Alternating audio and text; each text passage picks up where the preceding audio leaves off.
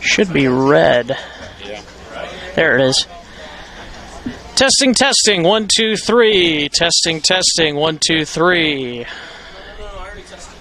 You want to probably test yourself too. Testing, testing. 1, 2, 3. Testing, testing.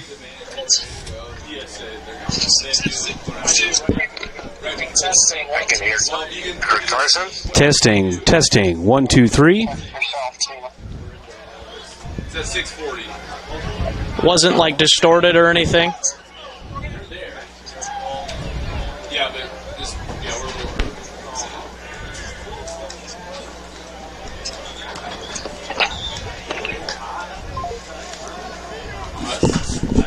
Could you get him? Oh.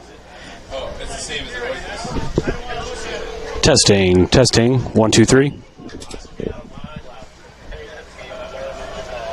It's that one guy that professional announcer. We should, for the last game, we should think of nicknames for every. Say, You were good too? Okay. yeah, hey, there's one.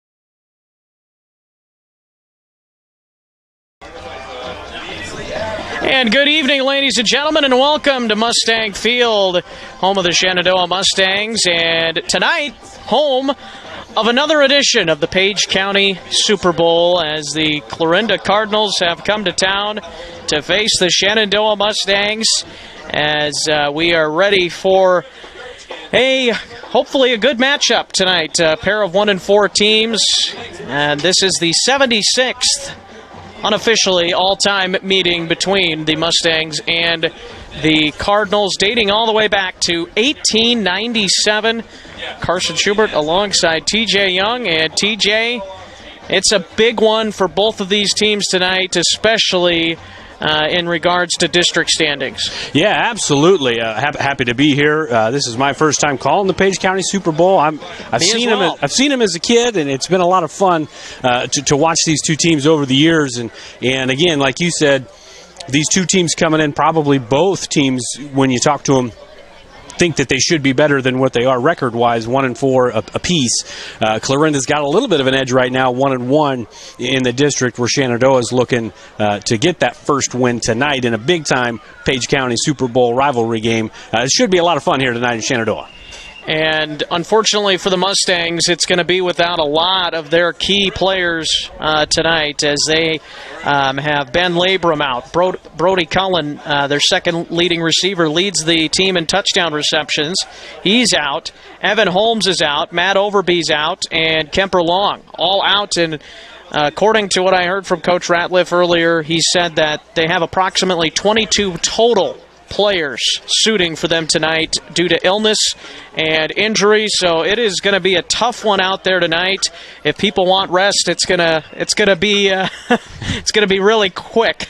Yeah, you're really throwing some of these young kids into the fire, and that's something that I know Coach Ratliff talked to me about, and I'm sure he talked with you about that too. We'll find out here shortly. But it's 22 guys when you start with 38 on the season, and so almost half of the roster not available tonight in a big game. And on the other side, Clarinda's probably dealing with some injury bug and some sickness bug as we're getting into fall. But it's just not nearly as prevalent right now over there on the Cardinal sideline as it is on the Shenandoah sideline. So a lot of these young kids really kind of thrown into the fire right away. Good news for Shenandoah is they got their quarterback back after missing last week. Nolan Mount back tonight, coming back hopefully to light a fire for the offense. Yeah, and that's exactly what the Mustangs are going to need tonight. And we will continue to talk about this as the night develops. One thing that Clarinda did really well a week ago, even though they lost 41-0, a tough loss to a really good Greene County team, as Shenandoah will figure out probably next week when they go play Greene County. It is just a really good job. They did a really good job on the run defense. Passing defense was another story, but run defense they did well allowed around 3 yards per carry to a team that normally averages around 7 yards per carry. So they did a good job of that. But as I talked with Coach Ratliff back earlier this week about, it's the good news for the Mustangs is they are primarily a throwing team. And so we'll see if that comes into play tonight, and we'll see if the Mustangs can keep the turnovers to a minimum. I think that's going to be a big key for them. I think it's going to be a key for both sides. Yeah. Clarinda's, they hang their hat on their front. The front offensive line, defensive line, linebackers, and they've got a really good running back in Brown, good running quarterback in Schmidt. It's a good running offense and a good rush defense. If you can hold Greene County, a team that's more than likely going to win the district, barring some catastrophic injuries or just crazy things, that's a good team, a good running team, and they forced Greene County out of their game. Greene County had to beat them throwing the ball, which is not something that they're accustomed to, at least this season. So it's going to be a tough matchup, I think, for the Mustangs against this stout defense. But if they can throw the ball, that's one thing that Clarinda has shown a little bit of an Achilles heel defensively is, the coverage. And that's, again, it's kind of that chess match between the coaches and the players. Should be a fun matchup tonight. The 76th all-time meeting between Clarinda and Shenandoah coming up here in a little bit. We will take a break, and when we come back, Trevor Mader caught up with Clarinda head coach Colin Bevins earlier this week, and then we'll also hear from the head coach for the Shenandoah Mustangs, Coach Ty Ratliff. That's coming up on the pregame show here on KMA and Fuller Digital Solutions. This very moment, a board-certified general surgeon will be leading her team in the removal of her patient's gallbladder. In this newly remodeled surgical suite, she'll use the latest technology and small laparoscopic incisions for a quicker recovery time. In a couple of weeks, the patient will have a pain-free and normal life again. These are the things that happen here every day. The new surgical center at Shenandoah Medical Center. Your health is our mission. One of our games of the week this week is the Page County Super Bowl. It's always a fun time when Clarinda and Shenandoah clash, and we are talking now with Clarinda head football coach Colin Bevins. Coach, always a big week. When these two schools meet in anything, I'm sure there's a lot of excitement right now around this matchup. But first, let's just go back to last Friday night.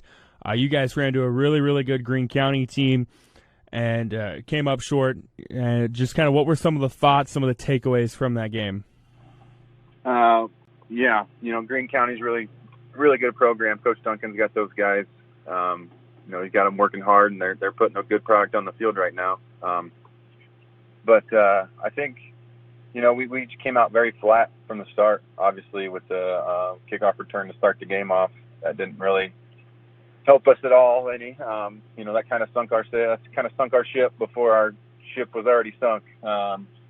We came out flat. I told the guys after we came out and warmed up, I said, there's nothing. You got to control what we can control, guys. We can't control the scoreboard. We can't control anything around us right now. So we got to control our attitude and our effort. And our attitudes never picked up, and I just didn't feel a desire from our team to want to be out playing a game last Friday. So, if we come out like that this week again, we're going to be on the losing end again.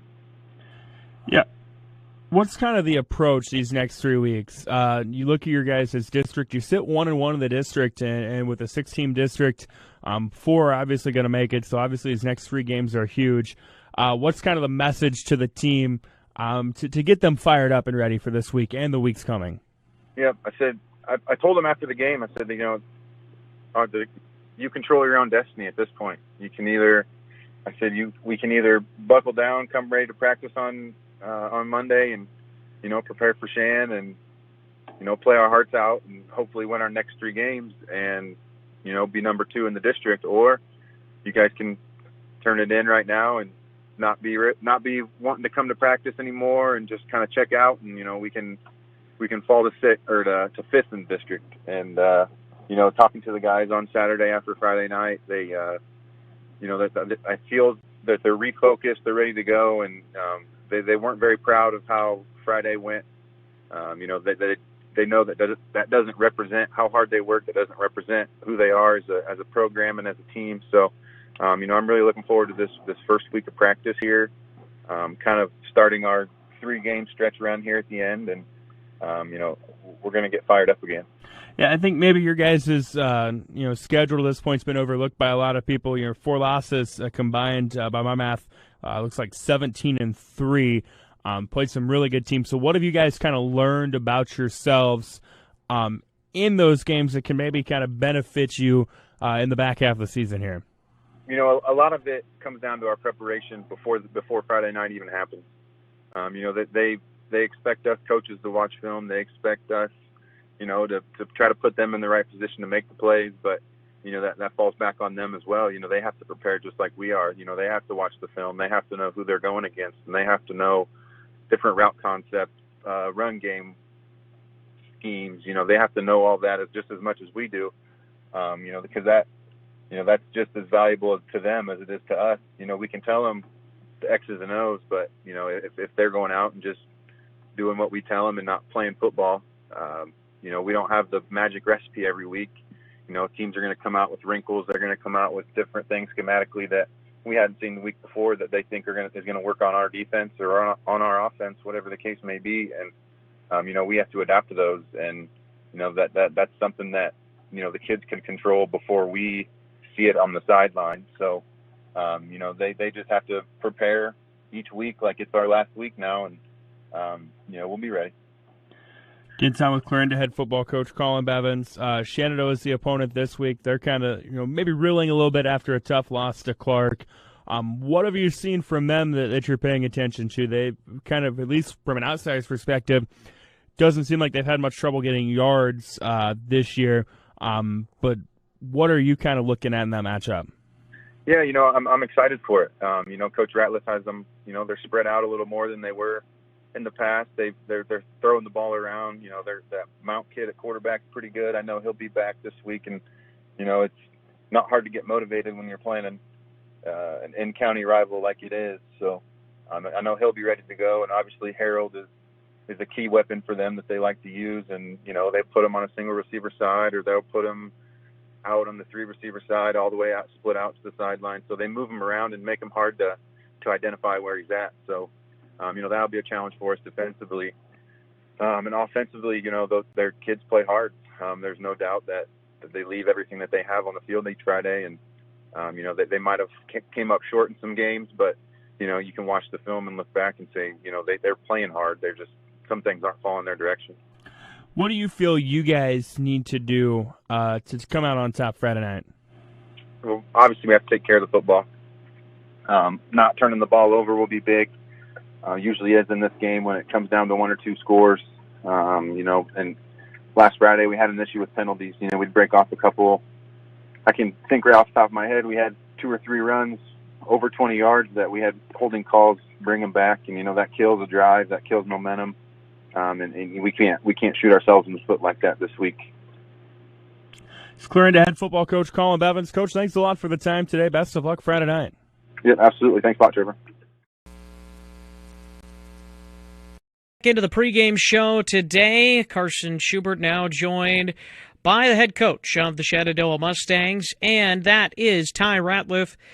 And, Coach, a couple of really tough losses for you guys starting district play last week, going to Clark during their homecoming and falling to them. But as we mentioned just before we started talking here, it was a tough week for you guys. You were without your starting quarterback and a couple of other players as well. 34-7 loss to Clark. What were your thoughts? Yeah, no, I mean we were without a few guys, so we had some different players step up, both offensively, defensively, and all across the board on the special teams. But I thought the kids battled really hard. We gave them 1 touchdown early on a reverse miscommunication there. So essentially, the score was really 12-7. Take away the 1 play there, they earned the other couple, and then like I said, we just had a few breakdowns in the second half.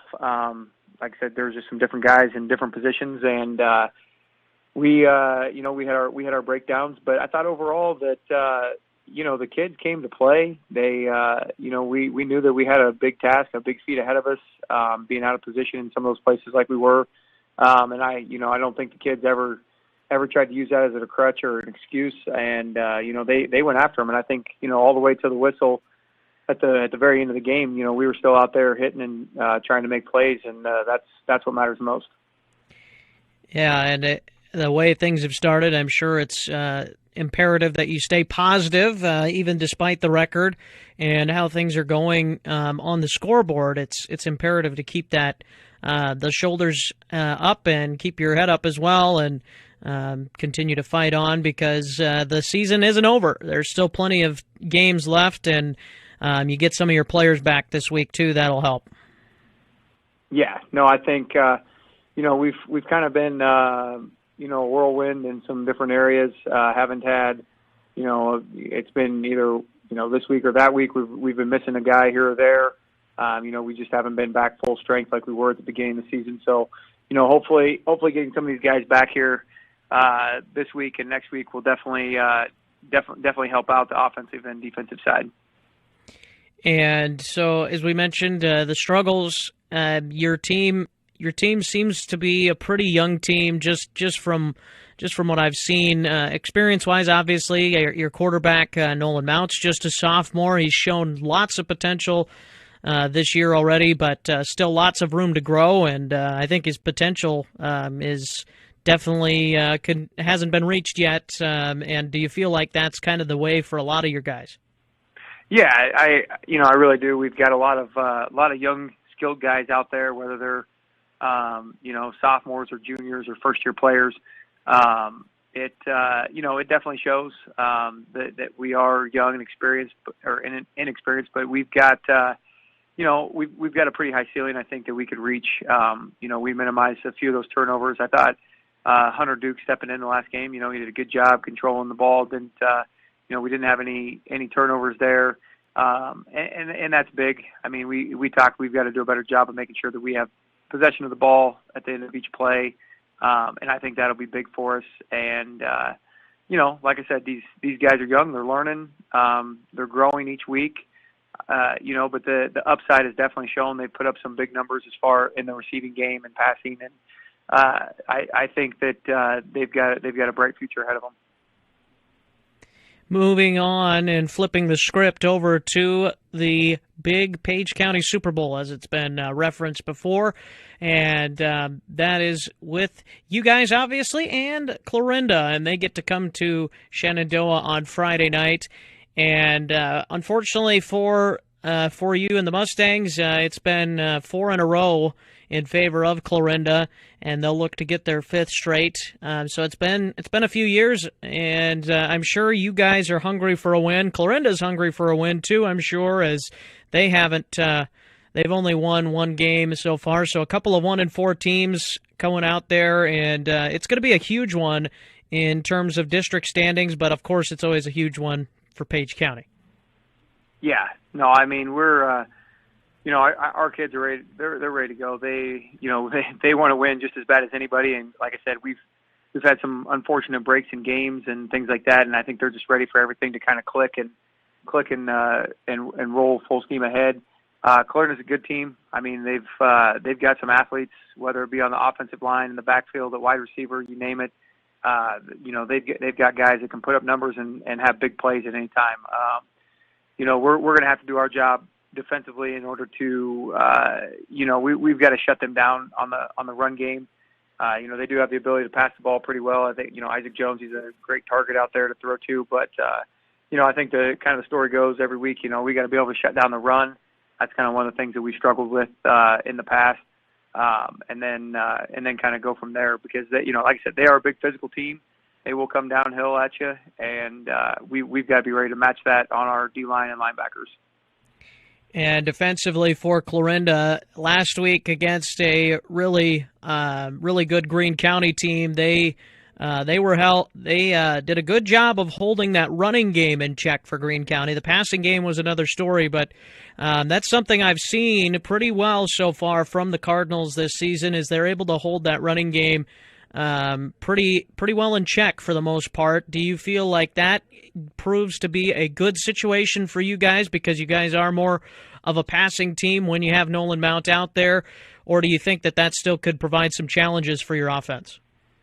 No, I mean, we knew going in, they've got the athletes on the line and at linebacker. They can stop the run on anybody. And fortunately for us, we do throw the ball a little bit more. So hopefully we can get some matchups that we like. Like I said, we have I feel like a plentiful amount of receivers that can catch the ball and make plays in space at any time. It's just going to be our job to give Nolan time. There's some of the times that we've had some guys open. We've had some pressure and leakage in the backfield.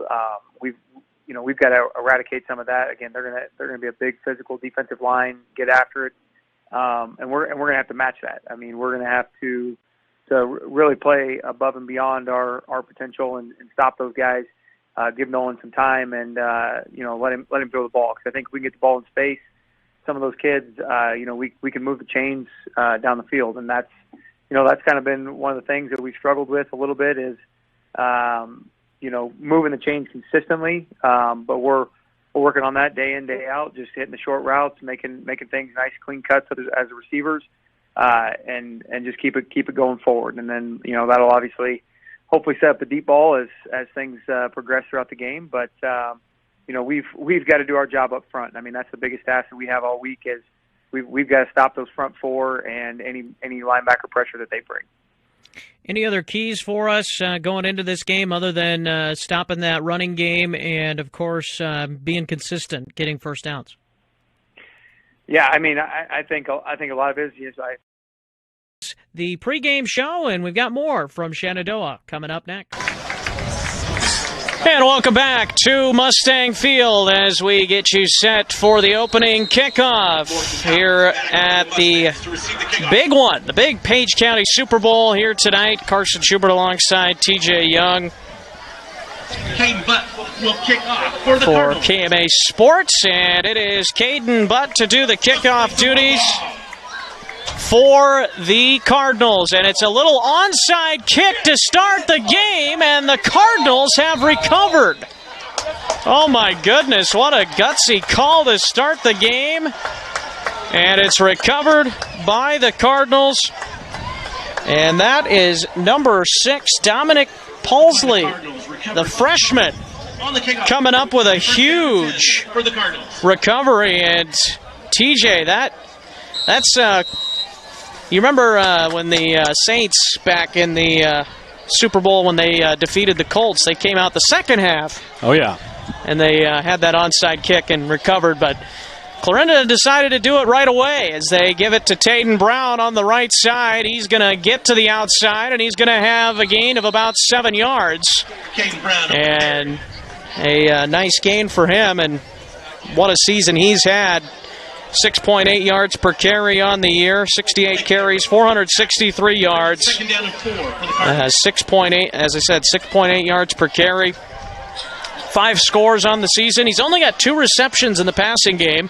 They don't really like to use him in the passing game that much. Here is Brown on the carry, and he's busting it outside. He's inside the 30, inside the 20, inside the 10, and he's chased out of bounds at about the 2-yard line.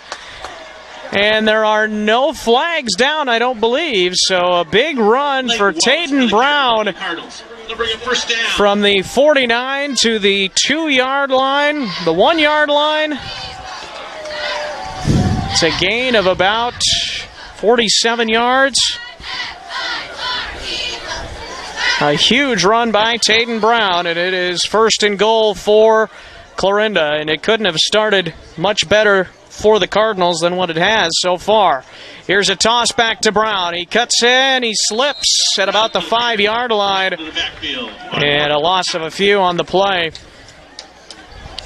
So now 2nd down and goal from about the 5-yard line, and that could be tough to rebound from that, because you lose 5 yards, lose almost 5 yards, and now there may be a chance that you have to throw the football down here. I mean, they're going to probably try and keep it on the ground and see if they can't get in. And they do keep it on the ground with Durfee, and Durfee gets down to about the 2, maybe the 1. Marshall Durfee. For the carry. They'll bring up 3rd down. He's only had 13 carries coming in, but averages 12.5 per carry. He does not have a touchdown so far this season. So 3rd down and goal from the 2-yard line.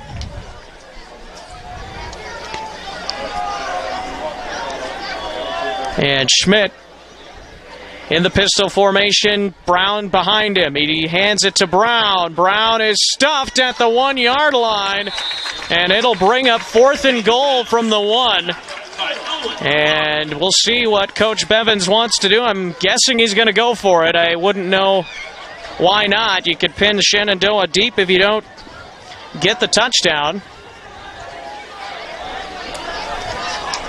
And here comes Schmidt from the sideline with the play call. 10 minutes to go here in the opening quarter. After an onside kick by Clarinda, a long run by Taden Brown of about 47 yards. And now it's a keeper for Schmidt, and he is in for the touchdown. A 1-yard touchdown run for Wyatt Schmidt, the quarterback. His 2nd rushing touchdown of the season, and that's the first score of the Page County Super Bowl for this season.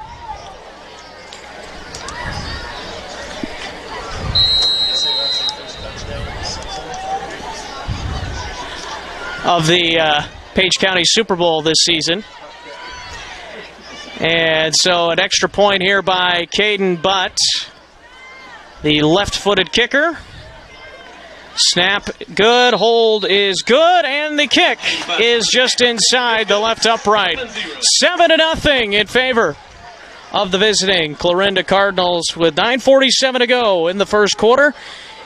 You're watching the Page County Super Bowl for KMA Sports. Pets are prohibited at any sanctioned event by the Iowa High School Association. I pay to spray. What did you say?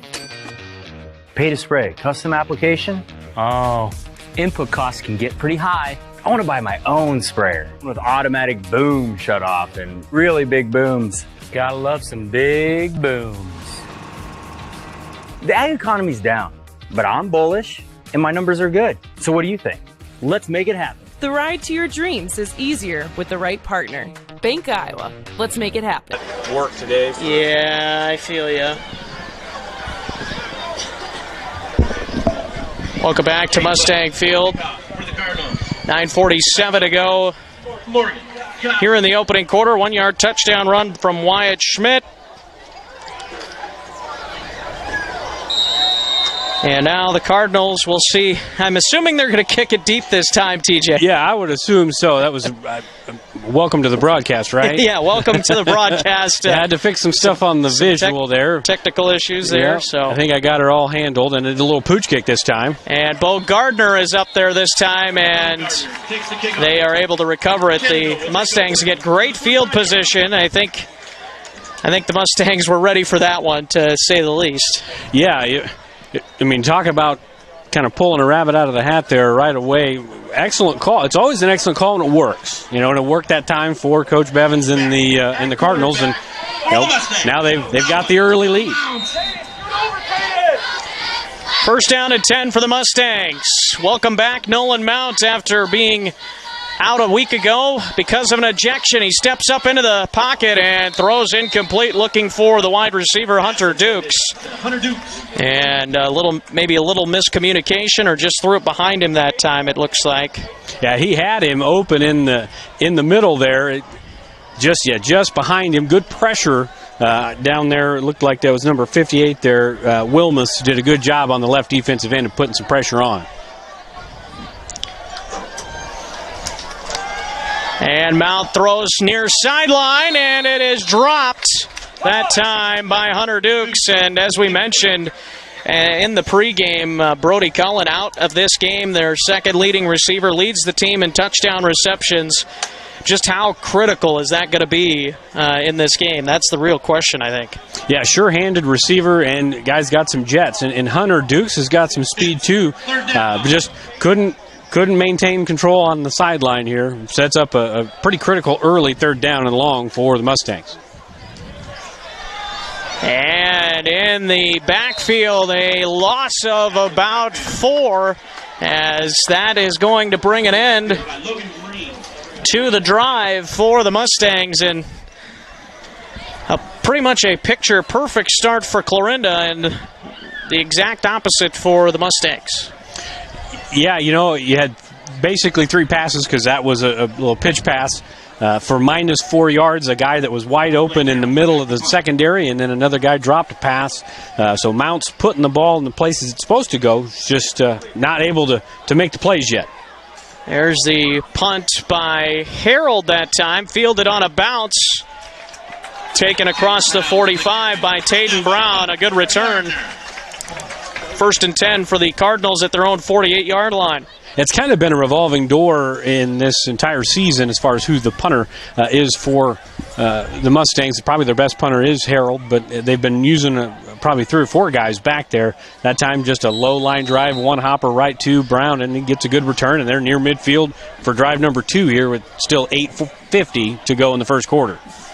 Schmidt takes the snap out of the shotgun. He steps up and he fires over the middle. He's got Isaac Jones, and he makes a one-handed catch.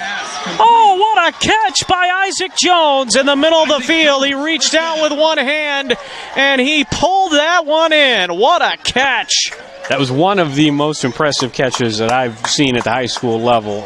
Just full extension, one hand, palms the ball, brings it back into his body.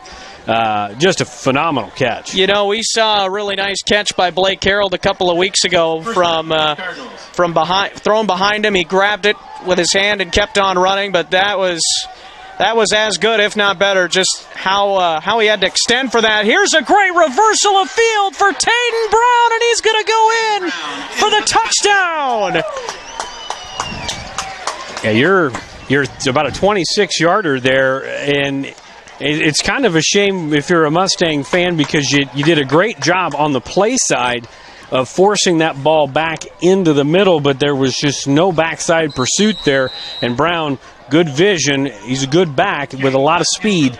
Used his vision, cuts around to the outside, going the other way, and he scampered in for 26, and now it's a 2-score ball game early here in Shenandoah. Yeah, they say 27 officially. Extra point is right through.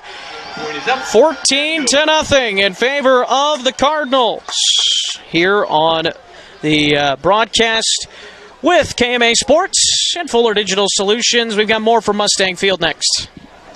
Inch of your body puts pressure on one place, your feet. So give your feet everything they could ask for by walking in to Brown Shoe Fit Shenandoah. Shoes for every occasion, boots for any situation, and above all, the right fit for you. After all, Brown Shoe Fit has been fitting feet for over 100 years. The only downside, so many shoes to choose from and only 2 feet. Great service, great selection, a great fit every time at Brown Shoe Fit, downtown Shenandoah. Welcome back to Mustang Field, and a huge drive that time by the Cardinals. Back-to-back big drives, and they, as our cameraman over here just said, they did it all in less than 4 minutes. 2 touchdowns and a stop inside that 4 minutes. So it's a lot's happened in 4 minutes here, TJ. Yeah, talk about getting smacked in the mouth. They always, like Mike Tyson once said, everybody's got a plan until they get punched in the mouth. Well, Mustangs have been punched in the mouth. And the Cardinals are doing a good job right now of kind of imposing their will. The deep shot to Jones, which they like to do, but really ground and pound. Use the athletes, use the offensive line, and then get after the quarterback with the defensive line. We'll see if the Mustangs have an answer as we get another pooch, and Gardner makes a fair catch there at the 42. Yeah, and I think they're going to keep doing that tonight. And they gave the Mustangs great field position last time, and they've got it again here, but they weren't able to take advantage of it. This is one of those times they really have got to take advantage, and as we mentioned, a critical drive here in this game for you to make a statement and come back and try and cut this back down to a 1-score game. Otherwise, things could get ugly early. Yeah, a lot of ball game left, but 14-0 with still 8:15 to go in the first quarter. This is an imperative drive as Gardner gets stopped right by the middle of that line. That's going to be hard sledding all night for the Mustangs running against this defensive front. Yeah, big 6'3", 275-pound Logan Green in there, and then you also have Jace Wilmus in there. So some big guys in there. You got Job, the defensive end, 6'4", 230 pounds as well. So really solid run defense that Clarinda has. As a flag comes out and a false start on the Mustangs. So that'll put them back 5 yards to the 38-yard line, and they'll bring up second down and 15 yards to go.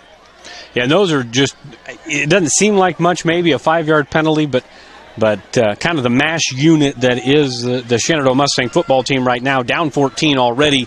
You can't have these mental lapses. You got a lot of new faces out there. Got a freshman starting on the offensive line, making his first start on the offensive line today. You got different guys putting different spots in the offensive line, and this is a good defensive front. So you really got to be stout in your stance. And we, if you're the Mustangs, got to be able to capitalize here and get some big chunk plays against this team through the air, because that's where your bread is buttered.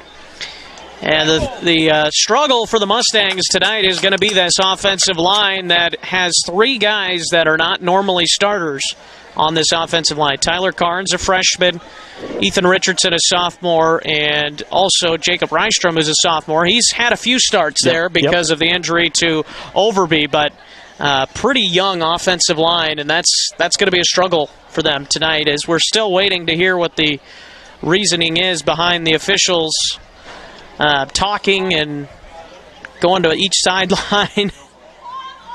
They're going to wave the flag off.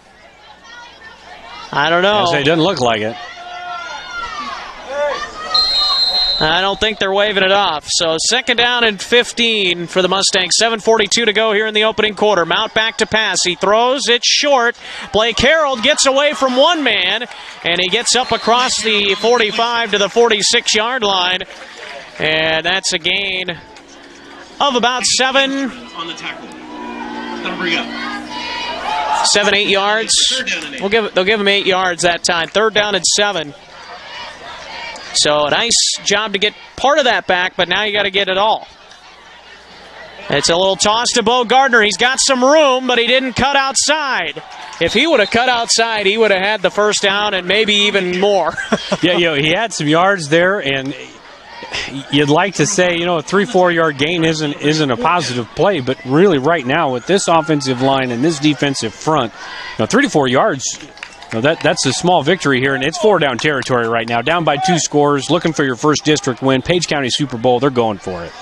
Mount takes the snap, and he tosses it again to Gardner. Gardner cuts it back in, and there's nowhere to go. And I'm not sure why they tried to run the football on back-to-back plays like that. The strength is the passing game of this team. It just is. And I understand, you want to shorten the game maybe a little bit, but when you're down 2 scores, you really don't necessarily want to shorten the game.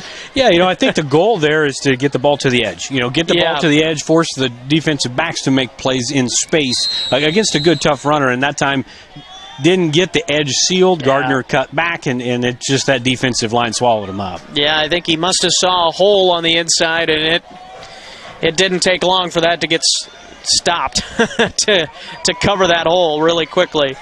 So here is Schmidt taking the snap. He's back to pass. He steps up with all kinds of time. He's got his man downfield, and it's caught for a big 1st down. And that is the big number 7, Marshall Durfee, as he comes up with the catch. 5'10", I say big, only 5'10", 171, but... Yeah, he just lined up in the slot there. They had trips to the near side here, and he just lined up in the slot. They ran 3 vertical routes, and he just went across the field. Nobody followed him. And that really is the game plan for the Mustangs, I think, coming in, is force him to throw the ball. But right now, they're throwing the ball deep, and there's nobody there. That was and, Coach Ratliff said that they may only have 1 safety back there at times tonight, and they were taking advantage of it. Schmidt inside the 5, and he's in for the touchdown. A 12-yard touchdown run on the quarterback keeper that time. Yeah, watching Clarinda on film, to me, this is when they're at their most dangerous, is when they run the quarterback option game. The dive back forces that defensive line to commit. Then you've got Brown and Schmidt, 2 very capable runners hitting the edge. In that time, Schmidt keeps it himself, and he scampers in for the score. And right now the Cardinals up big, making a statement here early in the ball game. 6:17 to go in the 1st quarter, and the extra point is up and good. With 6:17 now to go until the end of the quarter, Mustangs need to regain some composure here. Cardinals putting it on them here at the Page County Super Bowl. We'll be right back after a word from our sponsors. Digital Solutions started small, but now we're growing as FDS provides live streaming coverage for over 20 schools across 3 different states on our Fuller Digital Solutions YouTube channel. Subscribe to get notified when we go live for your school events. Big events are captured live, and your business can get noticed with advertising during our live streams. Local talent and camera operators are encouraged to contact us too for future employment. No experience necessary. We will train. For information about advertising or working with Fuller Digital Solutions, email us and follow us on Facebook. Heritage Bank is proud to be a locally owned community bank. We have been committed to our community and meeting the financial needs of our customers since 1873. We are confident that our knowledgeable staff can help you make informed decisions about your financial needs no matter how big or small. Let us show you how rewarding a relationship with First Heritage Bank can be. Stop in at one of our 2 locations, or you can find out more information at www.fhbshen.com. First Heritage Bank is a proud supporter of Shenandoah High School athletics. Go Shen, member FDIC. Back to receive. Morgan, Cotton. Welcome back here to Mustang Field as the Cardinals have taken a commanding 21-0 lead here in the first quarter. As you mentioned, still lots of time left, but there's just no energy really on the Mustang side right now. They've got to have a return here, I think, to get something going, but they are just not letting them get momentum on returns as they're kicking it short, even though it goes out of bounds this time. Yeah, it's a pretty smart strategy. Probably the best return man last year in the district was Morgan Cotton. And teams this year have really not allowed him to get loose out there in the return game, and Clarinda's no different. And that onside kick, it may seem kind of minor as the game goes along, but that was a huge play to start the game, and it really kind of sucked the life out of this Mustang crowd and the team as they marched right down the field and put a score on the board early. Yeah, absolutely right. First down and 10 at the 35-yard line after the kickoff goes out of bounds, and that actually helped Clarinda compared to where the Mustangs started the last 2 drives. Mount takes the snap, back to pass. He rolls out, he throws it short to Blake Harold. Harold spins away from a tackler, and he gets to the 42 or 3-yard line. They'll mark it at the 42-yard line. That's a gain of 7 and a good pickup on first down. Yeah, the Cardinals aren't going to let Harold get loose, it looks like. They got 2 guys over here when he's on the single receiver side, so, they've got him bracketed. He's going to probably get those 5-yard pass plays all night. They'll give him that. Oh, for sure. But they're not going to let him get loose when he's on the single side. Mount rolls out. He throws it. It is incomplete to Hunter Dukes. And the other wide receiver who's starting tonight for the Mustangs in place of Brody Cullen is Tyson Shaw, and he has no catches so far this season as a junior. So, and then you have your other tight end out, Ben Labrum. So it's a really tough situation for Nolan Mount's receiving core tonight. Yeah, and truthfully, if he didn't have the pressure in Mount's face there, that's probably a pitch and catch and probably a first down. But good job again by that defensive line as we get another pitch and a pass. And he's open. And it's Blake Harold over the middle inside the 45-yard line. And it looked like, great play call there. A halfback pass there from Cotton. Maybe not quite the normal type of halfback pass, but it definitely fooled Clarinda that time. And that's maybe what the Cardinals, or the Mustangs rather, are going to have to do. More of that kind of thing. Some things that Clarinda hasn't seen on film. Yeah, that's maybe what those 2 tosses were earlier in the first quarter to set that up. You got trips on the near side. Mount takes the snap. He rolls out that way. He's going to run it himself inside the 40. And he's got a gain of about 7 on the play with 5:10 and counting to go here in the first quarter. Second down and 3 coming up. If you're the Mustangs, you get a score here. I know you're down by 21 points, and that seems like just a massive amount. But they've shown that they have the ability to put points on the board. So if they can get a score here, feel like they're in the game. It's still about 3+ quarters to go, and there's a lot of ball game left. But right now, the Cardinals in control for sure as we set up for 2nd and 3 here at the 36-yard line. 4.5 minutes to go here in the first quarter. Mount takes the snap. He rolls out. He throws in and out of the hands of Tyson Shaw. It was a little bit over his head, and it was nearly going the other way. Cardinals missed an opportunity there, but Mustangs will exhale. Yeah, it could have been a pick 6 there. Throwing it late in the flat and inside the receiver, and then off his hands, and just kind of ricochets off of a couple Cardinal defenders. And there will be Mustangs open in the secondary. It's just the Cardinals play man-to-man for the most part. There's going to be guys open. You just got to make plays if you're the Mustangs. 3rd and 3, Mount, quick throw. Blake Harold, first down and more. Harold near the 20-yard line. He had to get rid of that in a hurry, and the sophomore looked really composed on that throw.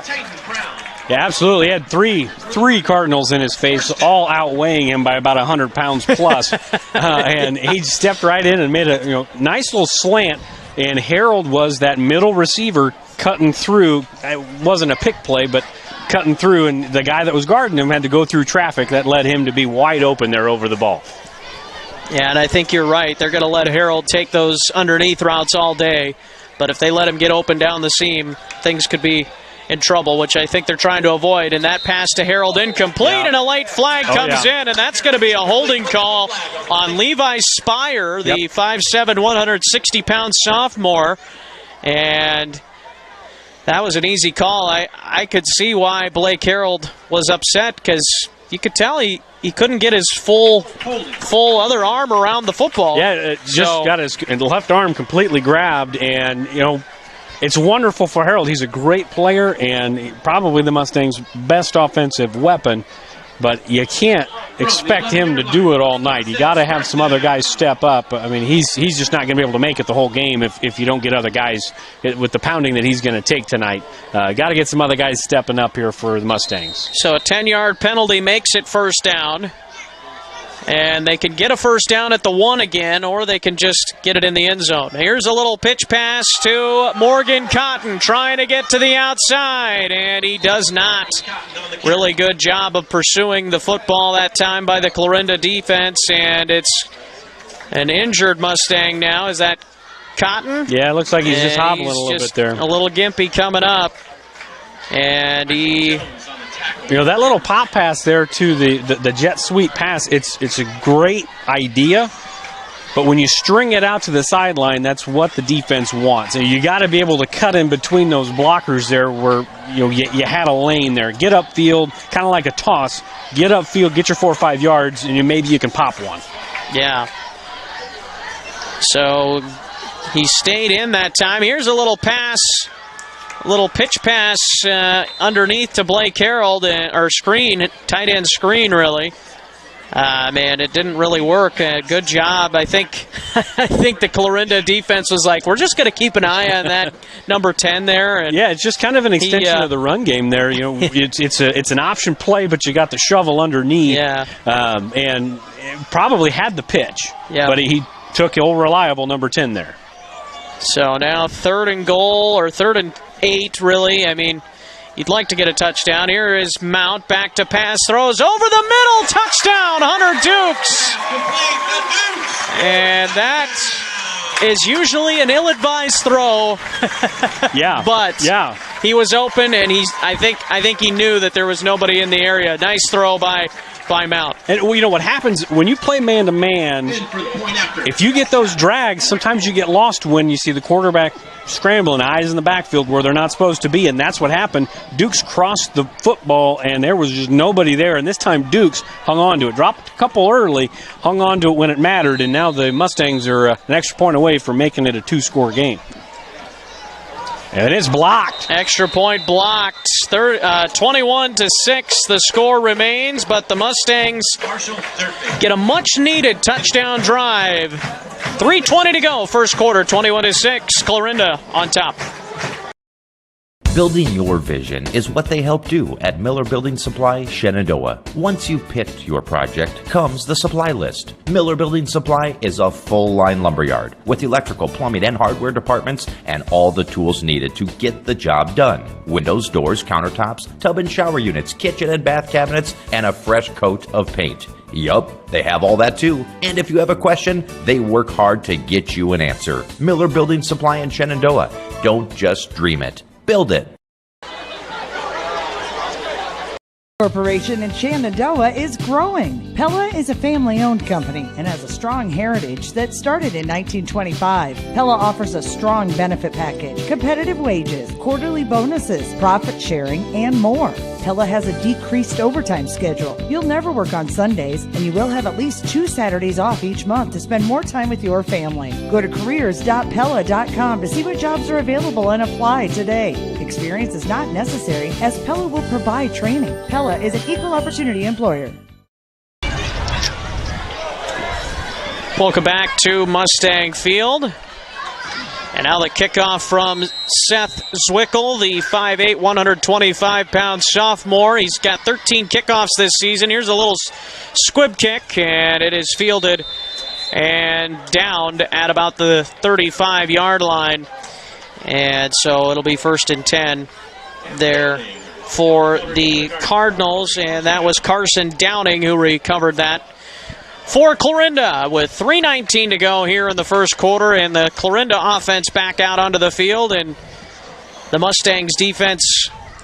The one thing the Mustangs have been able to do defensively this season, they have 15 takeaways. Yep. So that is one area they've done well in. Unfortunately, when they haven't gotten a takeaway, it's not been a good result a lot of the time. So getting a takeaway is going to be key here if they're going to try and get a stop, I think, from Clarinda, as there's a short run up the middle. You know, and if you're Clarinda, you can't fall in love with that deep shot. The deep shot has not been their game. It's been there tonight, and I'm not saying don't continue to do it, but their bread and butter is running the ball. And they can wear this undermanned team down if they just continue to run the ball. They'll get some big plays in the run game, which will set up that deep shot offense with Schmidt and Jones and Schmidt and anybody else out there. And another run. This time it's Durfee, and he gets back to the line of scrimmage, but that's it, as Morgan Cotton and Owen Laughlin combining on the stop that time. 3rd down for the Cardinals. And a critical 3rd down needed to be stopped by the Mustangs. Yeah, trying to get the ball back here. Still 2 minutes to go in the first quarter. This first quarter seems like it's taken a really long time. But we just had a lot of stoppages because of big plays and touchdowns and you know, the onside kick right away. It's been a lot of fun. A lot of stuff going on. But yeah, you're absolutely right. The Mustangs, in a passing situation, they've got to make a stop here. Brown is in pass protection. Schmidt steps up, has plenty of time. He lofts it down the field for Jones, and actually incomplete, as he was actually really a lot closer to Grant Job, the tight end, and just led him a little bit too far that time. Yeah, Schmidt had about 15, 20 yards if he just ran. Yeah, he did. Yeah, they were right. in man coverage, and the middle was wide open. He stepped up in the pocket, and he just kept his eyes on 26, eyes on 26, eyes on 26. Didn't look down to see. I got 20 yards, and fortunate for the Mustangs, they get to stop. They're going to get the ball back. Chance to make it a one-score game. We'll see if the Cardinals have made adjustments defensively. It's a short punt, but it's going to take a really good Clarinda bounce all the way down inside the 20-yard line. At the 16-yard line, it'll be 1st and 10 for the Mustangs with 1:40 to go here in the first quarter. And man, this seems like it's been the longest first quarter, but it's only been a half hour, but still it seems like there's so much that's happened in this quarter that it's continued to just drag on a little bit. Yeah, absolutely. A lot of big plays, and now here Mustangs typically play games that take a little longer because they throw the ball so much, and Cardinals may not be used to that. Back to pass is Mount. He throws it deep for Blake Harold, and Harold is going to get another pass interference call as he was trying to come back to the football, and he is going to get up a little bit gimpy here. You know, if you're going to run that bracket coverage, which I don't think is a bad idea, you take away number 10. That top guy, you cannot let anybody over the top. You know, the double move should not even come into play if you're that safety back. Should have been over the top. Harold had both of them beat. It was an underthrown ball by Mount, which forced that penalty. But again, when he's your top guy and you've got that bracketed coverage, that safety, that back safety there, you can't get your eyes in the backfield. You got to keep your leverage. 1st down and 10 for the Mustangs at the 30-yard line. Throws over the middle. Blake Harold has it. up to the 44-yard line, and that's a gain of about 14 yards and a first down. 13 yards is what they'll say. Yeah, and there's absolutely nothing wrong with going to the well over and over again until they stop it. You just got to hope Blake Harrell, if you're a Mustang fan, ate his Wheaties tonight, because they're going to need him. Drink his Gatorade and ate his Wheaties. And a timeout by Clarinda, and they are wanting to talk things over as we are starting to see a little bit of a momentum shift here as the Mustangs are moving the ball down the field. They just scored a touchdown, got to stop defensively. 1:17 to go here in the opening quarter. We'll just stay right here. TJ, what do you think? What do you think Coach Bevins is saying over there in that huddle? Yeah, it wouldn't surprise me if he was talking about the pass interference penalty, the play before. Yeah. You game plan all week. You know that Shenandoah is going to come out and throw the ball, and you know that number 10 is their go-to guy, much like Clarinda, number 26 is their go-to guy through the air. So you get this game plan together. You got to execute the game plan. Clarinda's got athletes, much like Shenandoah's got athletes. But in space, Clarinda's had issues all season long covering against Underwood, the film that I watched, against Greene County. Greene County couldn't run the ball, but they threw the ball all over the yard. They did. And tonight, that's playing right into the Mustangs' hands. Had they not gotten punched in the mouth right away, we could have a totally different ballgame on our hands. Clarinda, they're in the driver's seat. They're in the catbird seat. They just got to keep making plays. Keep the ball in front of them. Force Shenandoah to drive. And it is Nolan Mount out of the shotgun. An empty tray here for him as he takes the snap. Under pressure, and he gets rid of it into a crowd, and it is incomplete.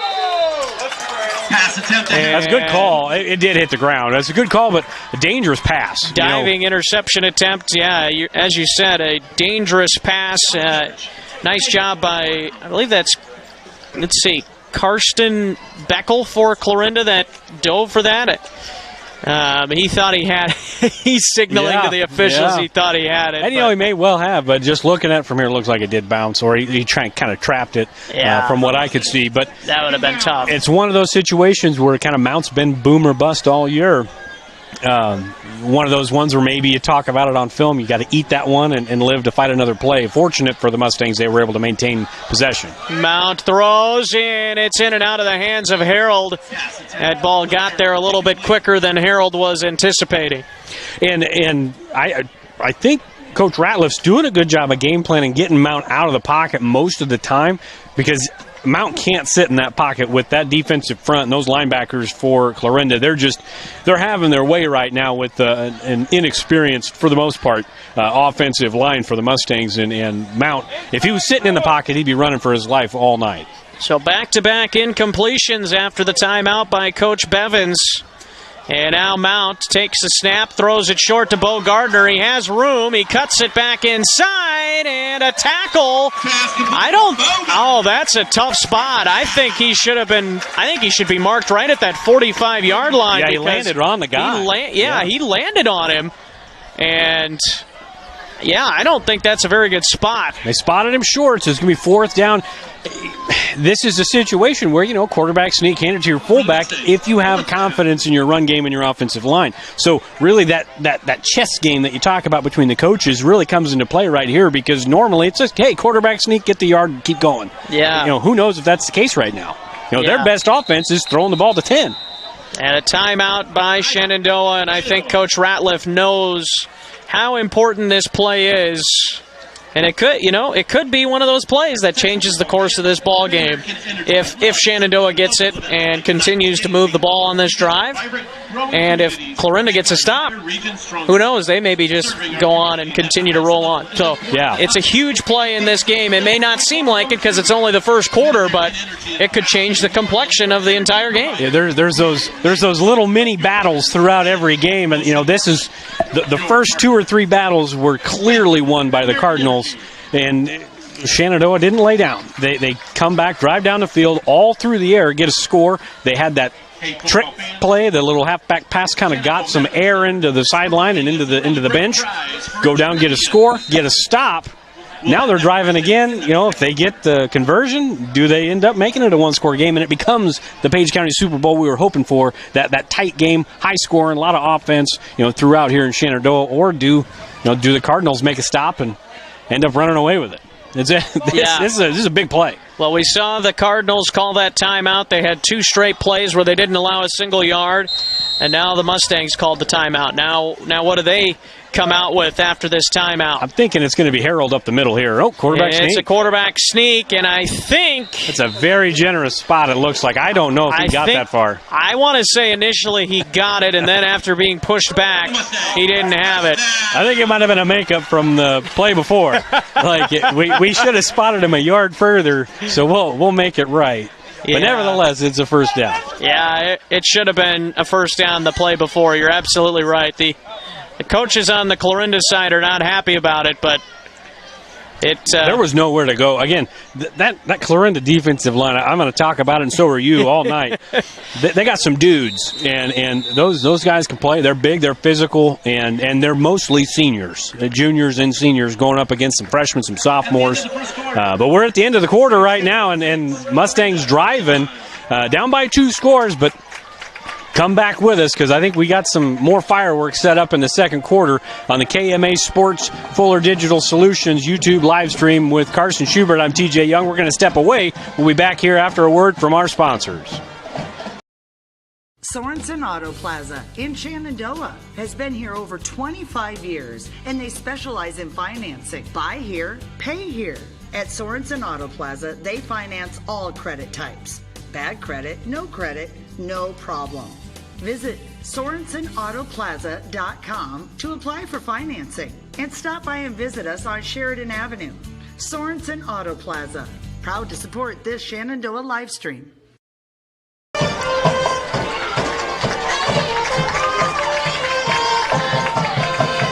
Kane, the real boss at Gowing Plumbing, but don't tell my mom and dad. I'd like to talk to you about tankless water heaters with endless hot water. If low energy bills and higher home values are important to you, you might consider a more efficient tankless water heater from Gowing Plumbing. Call 712-246-1803 and they can help you find the right system for you. Plus, Gowing Plumbing is the only one to call for issues with boiler heat. 24-hour on-call service from Gowing Plumbing. Tell them the boss sent you.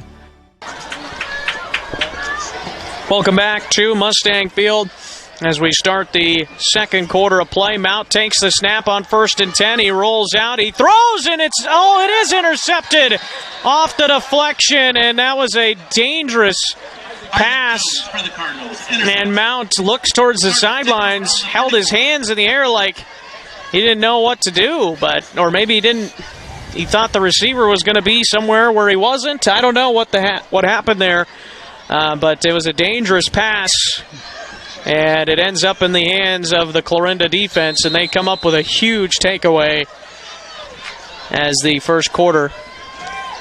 second quarter is just underway. First quarter just expired, and now 1st and 10 for Tayden Brown in the Clarinda offense as he takes it up the middle for a gain of about 3, and it'll bring up 2nd and 7. Yeah, big stop for the Cardinals because the momentum had shifted, and now, again, you just got to go back to what you're good at right now and consistently good at. And it's the offensive line, it's the running backs, it's the quarterback and the run game, and then the deep shot. You don't be something you're not.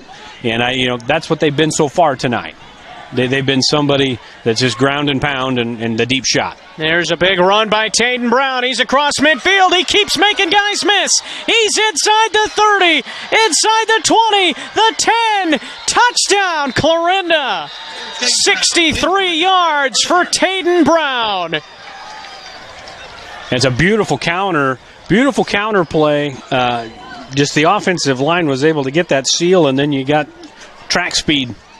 Brown's got some track speed. That kid can fly. If he gets out in the open with no hands on him, he's taking it to the house more times than not. And was that his third of the first half? I think that was just, let's see, it was number 2. I think Schmidt's got 2 now, and so does Tayden. as the extra point by Butt is straight through. 28-6 with 11:07 to play first half. Cardinals with the lead. Mustangs need a response when we come back. This very moment, a board-certified orthopedic surgeon is on his way to a newly remodeled surgical suite where he'll scrub up and dress into infection-free equipment and begin a surgery to give his patient a replacement knee. With the help of a knowledgeable staff and the latest technology, he'll give this man hope for a normal life again without walking in pain. These are the things that happen here every day. The new surgical center at Shenandoah Medical Center. Your health is our mission. Yep. Way I pay to spray. What did you say? Pay to spray. Custom application? Oh, input costs can get pretty high. I want to buy my own sprayer with automatic boom shutoff and really big booms. Gotta love some big booms. The ag economy's down, but I'm bullish and my numbers are good. So what do you think? Let's make it happen. The ride to your dreams is easier with the right partner. Bank Iowa. Let's make it happen. Welcome back to Mustang Field as the Clarinda Cardinals add to their lead, or re-extend their lead, I should say. 28-6, back to a 21-point advantage.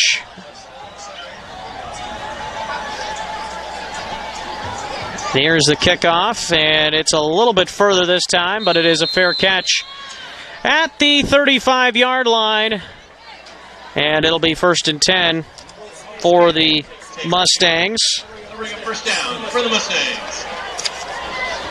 And it's 1st down and 10 at the 35. Cole Scammon. Yep. Scammon made the fair catch there. Wanted to make sure I got that right. That's one of the guys that has been hurt that's back now. So they got a lot of guys hurt or sick.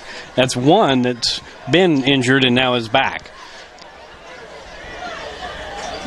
And that might have been nice to have a week ago. Yeah, backup quarterback. A backup quarterback. But that's something the Mustangs have dealt with all year, injuries. Here's a throw to the outside. Nice play by Dukes, cutting it back inside, and he came back to the football a little bit. And Mount, after taking a low snap, made a good job adjusting and getting the gain of about 6 yards. And a good start to the drive for the Mustangs. And that's something that's going to be there all night. We talked about that with Harold. They're going to give him the underneath. There was press coverage on this on Dukes here on the near side. He was a single receiver, but the Cardinals aren't going to give up the big play. At least that's the goal. And they're going to give you that short 5-yard out, and Mustangs have to keep taking it. Mount takes the snap, under pressure immediately. Blake Harold on a little bubble screen. He's got the first down, and he's up to midfield as he's taken down hard to the ground as he gets up. And it'll be 1st and 10 at midfield.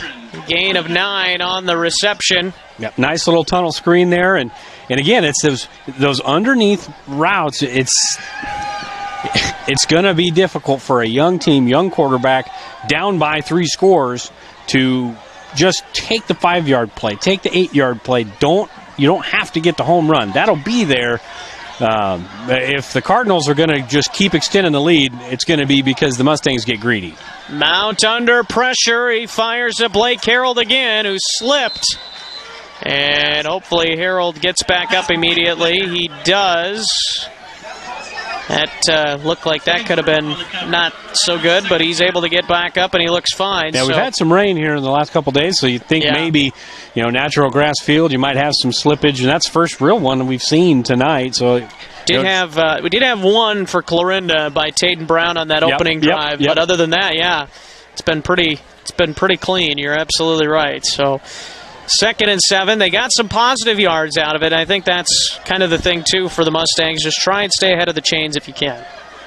As here is almost losing the ball that time as Mount held it a little bit longer, and they get back to the line of scrimmage. That's about it. Yeah, you asked this offensive line to run block, and this is not a knock on a lot of these kids, because they're just not as game ready probably as the juniors and seniors that they're going up against on the other side that have a lot of varsity experience. You ask them to block, it's probably only going to be 1 or 2 seconds. When you bobble the snap back there, it makes it take a little longer. 3rd down at 7 for the Mustangs. 8.5 minutes to play first half. They trail by 21. Now takes the snap. In trouble. Fires incomplete. A flag comes out. It's probably going to be a hold. It's going to be a holding penalty. Unless there's some illegal hands to the face there, but my assumption is it's a hold, and they'll probably take them back because it's 4-down territory. I would take them back if I was Clarinda. Take them back and force them to get the 18 yards instead of 8 on 4th down. I think they're going to decline it. Holding on the Mustangs. They declined it, so 4th down. Well, you know they're going to go for it. 3rd and 18 is a lot harder to get than 4th and 8. Yeah. But you just got the 1 down. And if it works out in their favor, they get a stop. Life is good and for the Cardinals, and they get the ball back and they can start marching again. But it looks like they are going to punt, so they know more than I do. Yeah. Yeah, I think with how early it is, you probably should. If it was, within 2 to 3 yards, then I would probably go for it. But here's an end-over-end punt, and it's Brown, and now it looks like a silly decision as Brown is in the open field. He's across inside the 30, and finally out of bounds near the 20-yard line. No flags on the play. Yeah, for Shenandoah, Dickerson had a chance at him right down there at about the 15-20-yard line, right where he caught it, and just slippery as Brown, and he's got the track speed. He has got so much speed, turns on those jets, and good luck. 8:14 to go here in the first half. So, yeah, now it looks like a silly decision. The hope was to pin him, inside the 15, 10-yard line if possible. But yeah, Monday morning quarterback, it doesn't look good. But at the time, Coach Ratliff thought that's the best thing, pin him deep and let the defense play. But when you give up the big return, it makes it a lot more difficult on a defense that's shorthanded. Yeah, hindsight 20/20, as they say, for sure. So, 1st down and 10. Schmidt back to pass. Now in trouble, and down he goes. Bo Gardner sacked him. And Bo Gardner this season has 2.5 sacks and make it 3.5. And a huge play by Bo Gardner there because the Mustangs needed some momentum to go back their way. Yeah, and it's a big deal. You don't want it to feel like it's out of reach, and it may be getting to that point right now, but it's not there yet. And the Cardinals need to keep the foot on the throttle right now. Here is Schmidt back to pass. Now he's going to run, and he's going to be close. He's going to have the 1st down as he powers through for the 1st down. 7:22 to go as the clock stops as they'll reset the chains. And Schmidt just doing a really good job that time of recognizing how much room he had in front of him and picking up the 1st down. Yeah, what he didn't do on the previous drive, or the earlier drive there in the first quarter where they had to punt, he had a lot of room and he chose to throw it, which is a good throw, just overshot him. And this time, his reads weren't there. It's man-to-man, tuck it and go, and get yourself 15, 20 yards and 1st down. He throws it up for grabs in the end zone, and it is incomplete. That's good coverage and a good ball. Just the fight for the ball, he caught it, but he ended up out of bounds over there on the far side. It's just a good play all the way around, really, from both sides there. And Cade Engstrand, the intended receiver. And so they will we'll see if they throw to him again here on this drive yet, or if they just go back to the running game here with Taden Brown. I don't know why you wouldn't. I mean, it doesn't... Yeah, he's been good. Doesn't seem like he's had a negative run today so far. Maybe they do that little counter they scored on before. No, but... And Schmidt keeps it on the option, and he gets about 5. Schmidt on the keeper, brought down by Harold. And that's a difficult play to stop for a veteran defense at all positions. You've got 2 different guys that they're reading there, and you got to read your keys, and if you give him just that little window, he's going to pick up 4 or 5 yards and make it a little easier to pick up this 3rd down. because they can still pick up a first down without scoring. 3rd and 6. Schmidt takes the snap. He rolls out to his left. He throws into the end zone. Touchdown. Completes it to, I believe, Isaac Jones. It is Isaac Jones. Touchdown for the Cardinals. 6-yard touchdown pass.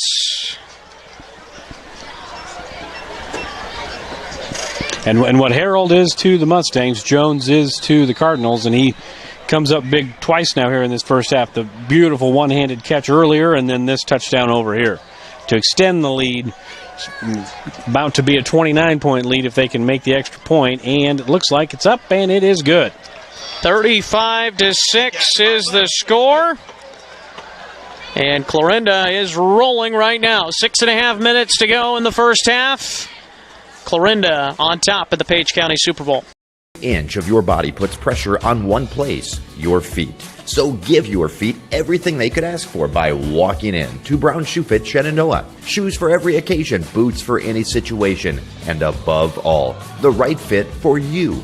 After all, Brown Shoe Fit has been fitting feet for over 100 years. The only downside, so many shoes to choose from and only 2 feet. Great service, great selection, a great fit every time at Brown Shoe Fit, downtown Shenandoah. Press box with the answer will win.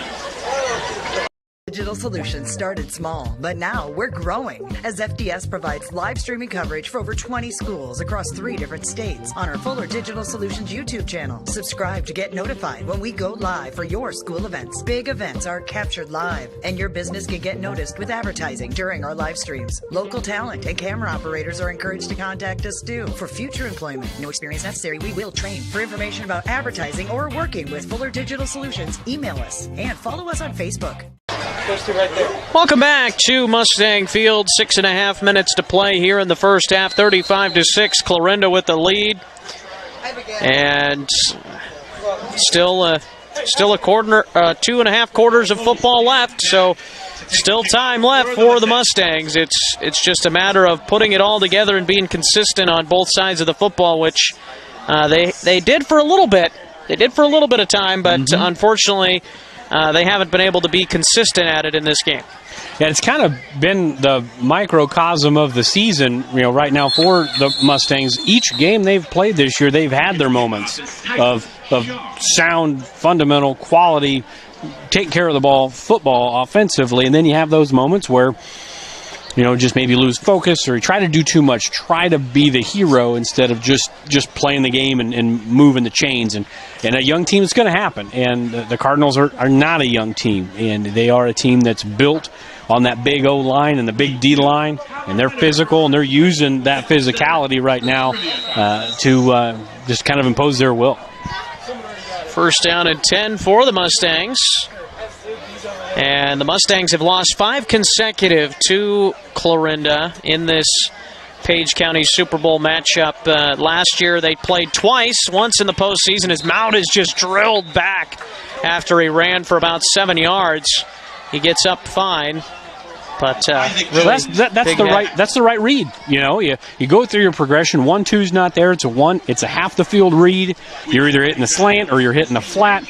Both of them were covered up. Good job by the Cardinals. So tuck it and get yourself 6-7 yards. That's the consistency that needs to be building for this young Mustang team. And again, good coverage by the Cardinals. Yeah, as we mentioned, and you mentioned a moment ago, the short-staffed Mustangs, as there's a false start, it looks like, on the offense here. Maybe an equipment issue there? Or no, false start. You are on it. So best play-by-play guy in the business. Well, I wouldn't go that far, but I appreciate that. Second down and 8 coming up now for the offense. And yeah, that's just one of the other things to add to the list of things that haven't gone the way for the Mustangs. Is here's a completion to Hunter Dukes. Has a nice gain to get the penalty yardage back, and it'll bring up third down at about 2. bring up 3rd down and 2. And, we talked about it earlier in the game. We got about 5.5 minutes to go until halftime. The Cardinals have been content all game long to give them the short stuff, make them drive, and that's kind of been the Achilles heel of this offense. Is they like the big play, and if they have to sustain that drive, can they take care of the ball and allow themselves to chunk it down the field? And that's what the Cardinals are making them do. Here's a straight handoff to Harold. A flag comes in. Was it an illegal shift or illegal motion? As Nolan Mount claps his hands, but now he sees the flag and he's... Let's see what the flag is. They're talking over here, so it may be on. It might be on the Cardinals. It might be on the Cardinals here. You're right. I think it is. We'll see what the call is here. Well, maybe not. Well, I don't know. I don't know why they were talking to... I suppose he was just explaining to him what happened. Maybe they didn't have enough guys on the line there. That must be it. I'm guessing, they probably didn't have to talk to Coach Bevins. Obviously, he was going to accept that. And I don't know if that's even a penalty that you... I'm assuming it's a penalty you can decline, but obviously he wouldn't decline it in that situation. Well, usually it's not the referee that makes that. Usually it's one of the side judges because they're counting who's on the line. Right. But it is a penalty, and there's another one. Oh, boy. Another one, and that one's incomplete. And I think they're going to decline this one. I think we had it looked like, I think that was Shaw over there on the right side that maybe jumped the gun a little bit. But usually when you have the false start, you're stopping the play. So it might have been another illegal formation. And with guys playing in different spots, that's going to happen sometimes. And he's going to decline it. So they'll bring up 4th down and 7, and now it is pretty much a go for it situation. I think the Mustangs, after the last time, you would think that they would not punt here. But it's kind of like watching the Nebraska game last week at the end, where they decide they want to punt it away from that gentleman that they ended up punting it to, and he took it to the house. So punt it away from Brown here. Punt it out of bounds if you're the Mustangs. It looks like they are going to punt. And no, maybe not. Here's Blake Harrell. He's going to run and throw a completion to Tyson Shaw. And there is no flags on the field. So it looked like an interesting formation that time because they had the backup quarterback come onto the field there as well. And so he came on the field and I thought right away that there might be something up as Cole Scammon came on the field. But yeah, gutsy call, and it worked out. And if you're the Mustangs, you keep the ball. Their best defense right now is the offense hanging onto the ball and driving down the field. If you can get a stop or get a score and get a stop, maybe you can put 2 on the board before half. Here is Mount. He is way back there. He throws it to the sideline. Incomplete. Smart decision. Yes, tip by Mount. Incomplete. Yeah, he had 3 guys in his face there. Again, all 3 of them outweighing him by about 100 pounds. That was Job and Green, I think, in there, and both of them are 6'2" to 6'5". Both of them are 220 to 250 pounds. And they were all sorts of teeth and just all over him. And that's a smart play by Mount there to live to fight another play. And the Cardinals, again, that front is just, they're imposing their will tonight. 2nd down and 10. 4:45 to go in the half. Here's a little throw back over the middle as Mount takes a hit. Pass complete. And completed it to Harold. It'll bring up 3rd down and manageable. Drew Brown on the tackle. And now you're in the 4-down territory. Plus side of the field, 36-yard line. 2 plays to get 4 or 5 yards. You don't have to take the shot. That's kind of been, like we've talked about, the bugaboo here of this offense is sometimes you fall in love with the deep shot and throw into double coverage. But do you maybe take a shot here knowing you're going to go for it on 4th down regardless? You've got the opportunity. You got Harold not getting pressured, but you run the pitch to the right side. Gardner gets back to the line of scrimmage. That's about it. And that was a play call with the designs of going for it on fourth down. Yeah. You know, you're hoping to get a yard or two, get closer, but didn't get anything on that one. But, yeah, that was a play call, knowing you had 2 downs to get the 4 yards. Now it's probably almost a certainty that you're going to throw the football because you didn't get any yardage that time. So with 3.5 minutes to go, 4th and 5. They have called 1 timeout. Both teams have 2 timeouts remaining with 3.5 minutes to play in the first half. And not sure what the... I think we're going to get one here. Yep, it is going to be a timeout. And I think Coach Ratliff wanted to wait until the last possible second, drain some of that clock in case they don't get it. Give Clarinda as little bit of time as possible to do anything on the offensive side. That was what I was thinking, Coach Ratliff was thinking anyway. Yep. I completely agree. Just take that time down, and then you got time to talk about it on the sideline. You got time to explain to the kids, a lot of kids in new positions, this is what we're going to try to do. You know, Nolan, this is your read. Nolan, this is what you're looking for. Offensive line, you know, this is what we're trying to do. Give him a couple of seconds. Over on the other side for the Cardinals, you know, play the chains. You give him the 4-yard catch, but tackle him. You know, you can't get 5. If he gets 5, it's first down. You almost think you want to play the sticks. If they take the deep shot, let them take the deep shot, but keep everything in front of you if you're the Cardinals, and keep it that underneath route, and be sure tacklers, and don't jump off sides. Watch the snap count. Don't want to be jumping off sides. Give them the free 5 yards. Yep, that's exactly right, as it's 4th down and 5 after the timeout. Now, I think in high school, if they wanted to, they could probably call another timeout, or can't you call back-to-back timeouts in high school? They can't, but the Cardinals could. But, yeah, you got bracket coverage here on Harold.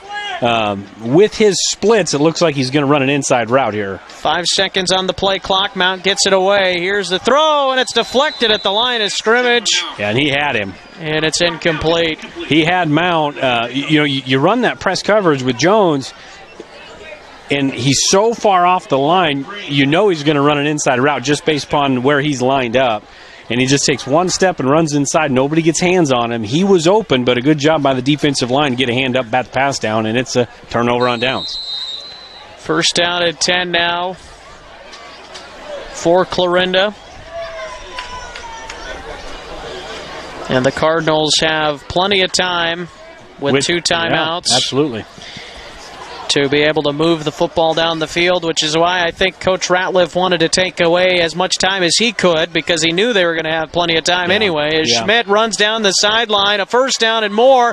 He stays in bounds, and he is still on his feet inside the 15-yard line. And, man, the effort right there is just impressive when you know how big of a lead you have, and you know that you have so much time yet to score, but he just didn't give up. He just kept on fighting, and this Clarinda offense imposing their will right now. Yeah, and they love running that quarterback lead out of this trips formation that they ran over. They run it away from trips, and you out-leverage the defense over there, and that's exactly what happened.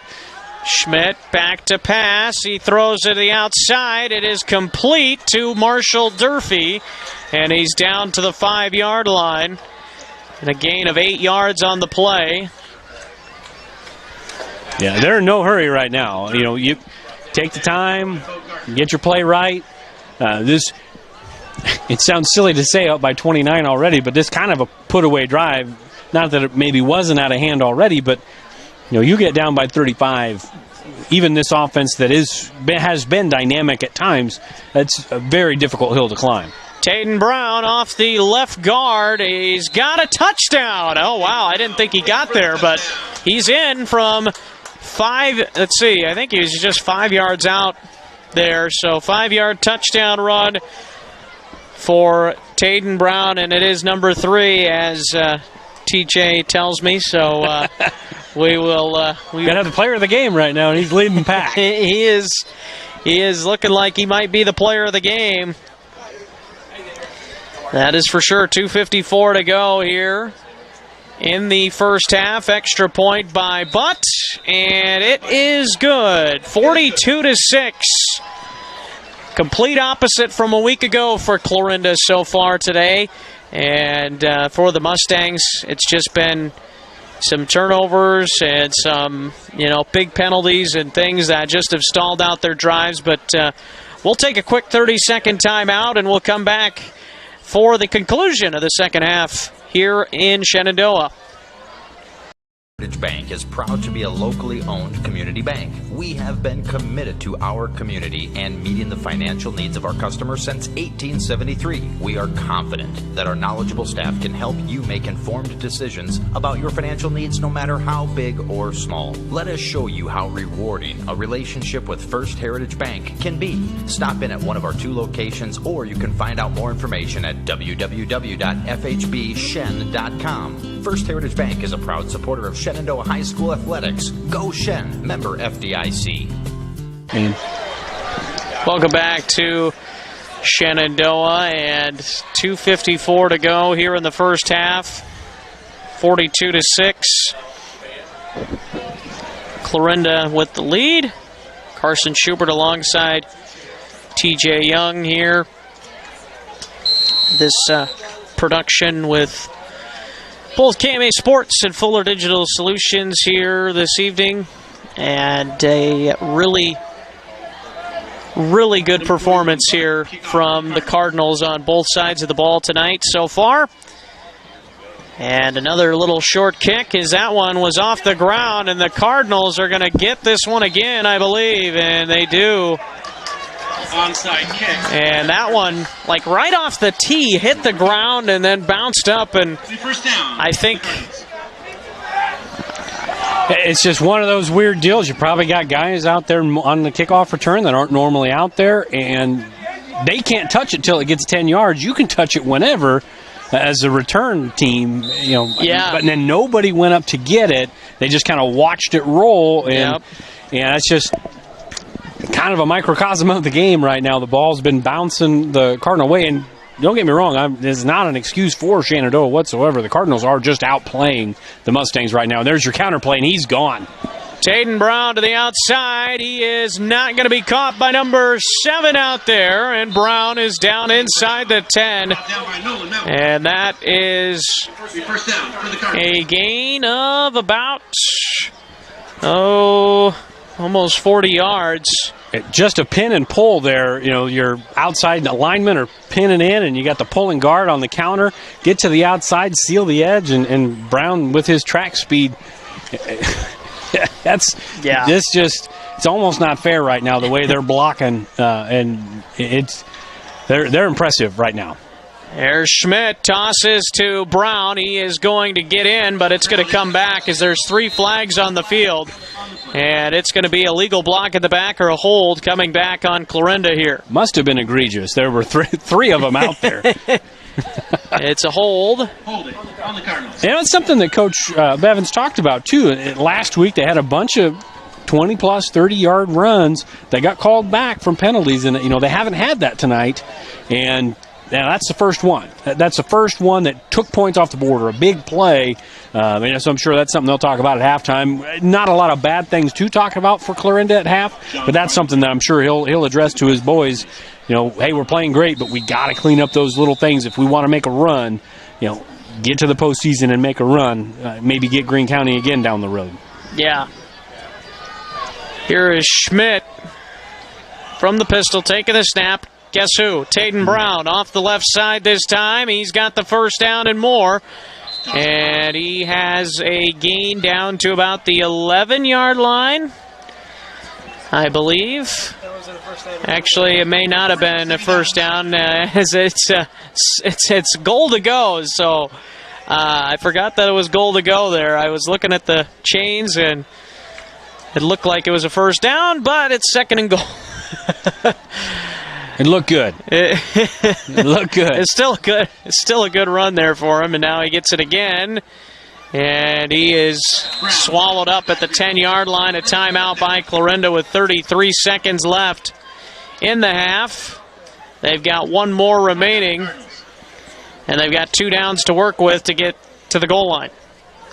Yeah, and the inside traps that the Cardinals are trying to run, the Mustangs are doing a good job of controlling those, but it's those shotgun counter plays, that pin and pull, getting around the outside, especially on the left side of the offensive line and the right side of the Mustang defense. That's where they're getting their big plays right now. And anytime you can get Brown on the edge or Schmidt on the edge, both, electric out in the open. And for the Mustangs, it may not look great right now, but getting a stop would be something to build on in the second half. Yep, you're right. It may not seem like much, but it could be something to, be positive to talk about, be optimistic about if you're Shenandoah. But it's, and the whole playbook's open right now for Clarinda with the timeout in the back pocket. You can run it, you can throw it. You don't have to worry about the clock running out on you. Here is Brown. It's going to be a little halfback pass, and he's got Isaac Jones for the touchdown. Man, he's ran it in 3 times. He's thrown for a touchdown. What else can Taden Brown do? My goodness. I talked to Derek and Trevor in the studio. Tell them. Just let them know we got a front runner right now. It's been impressive. So 4 total touchdowns for Brown, 3 on the ground, 1 through the air, the big return yardage, and then just the massive yards on the ground for him and this Cardinal team. Very impressed with what they've been doing here in this first half. Extra point is right through by the left-footed kicker, Caden Butt. 49-6 with 27 seconds left here in the first half. Cardinals rolling. We'll be back to Shenandoah in a moment. Building your vision is what they help do at Miller Building Supply, Shenandoah. Once you've picked your project, comes the supply list. Miller Building Supply is a full-line lumberyard with electrical, plumbing, and hardware departments and all the tools needed to get the job done. Windows, doors, countertops, tub and shower units, kitchen and bath cabinets, and a fresh coat of paint. Yup, they have all that too. And if you have a question, they work hard to get you an answer. Miller Building Supply in Shenandoah. Don't just dream it. Build it. Welcome back to Mustang Field. Carson Schubert alongside TJ Young. 49-6 Clarinda lead with 27 seconds remaining in the first half.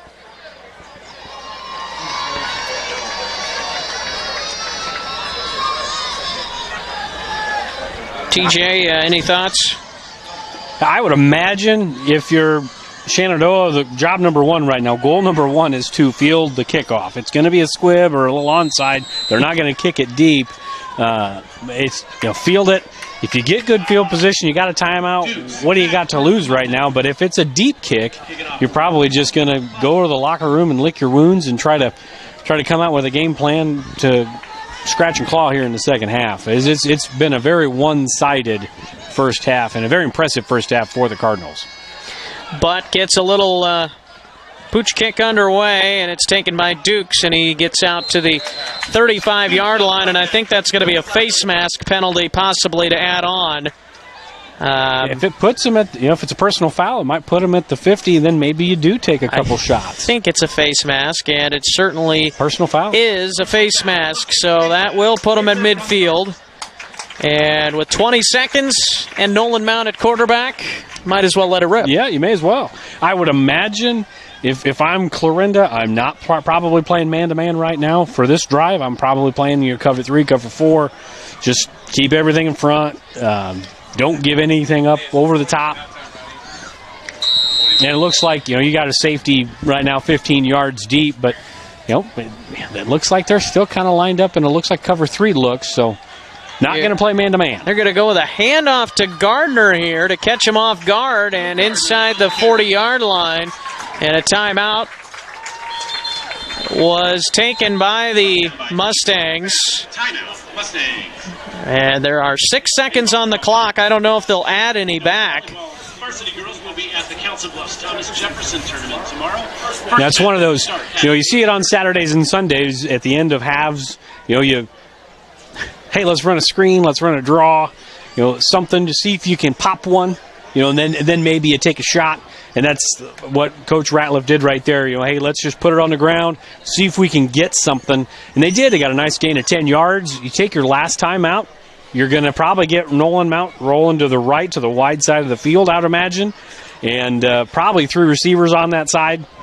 Throw it up as far as you can. Get it into the end zone. Hopefully you get a tip and a catch and maybe get some momentum going into the half. But again, if you're the Cardinals, keep everything in front of you. Don't be a hero. Bat the ball down. Yep, exactly. We'll see what happens here. I would imagine there is not going to be time for more than one play especially if you're going to take a deep shot. I mean, if they want to do a 5 to 10 yard out quick, maybe you'd have time with 1 second. But looks like the trips are going to be on the left. No, there they go. I was going to say, you would think you're going to have Mount going to the right, just with the space that you have over there. Yeah, unless they were going to go, posts or, deep crossing routes to the other side of the field to have Mount throw. But I don't know. Yeah, it looks like they'll probably have him roll out to the right side, the far side of the field here as Gardner switches sides. And the way they're lined up right now makes me a little nervous. And down goes Mount, and that's going to be the end of the first half. I'm not sure what they had planned there. Had a wheel route over there, and Cotton was behind the defense.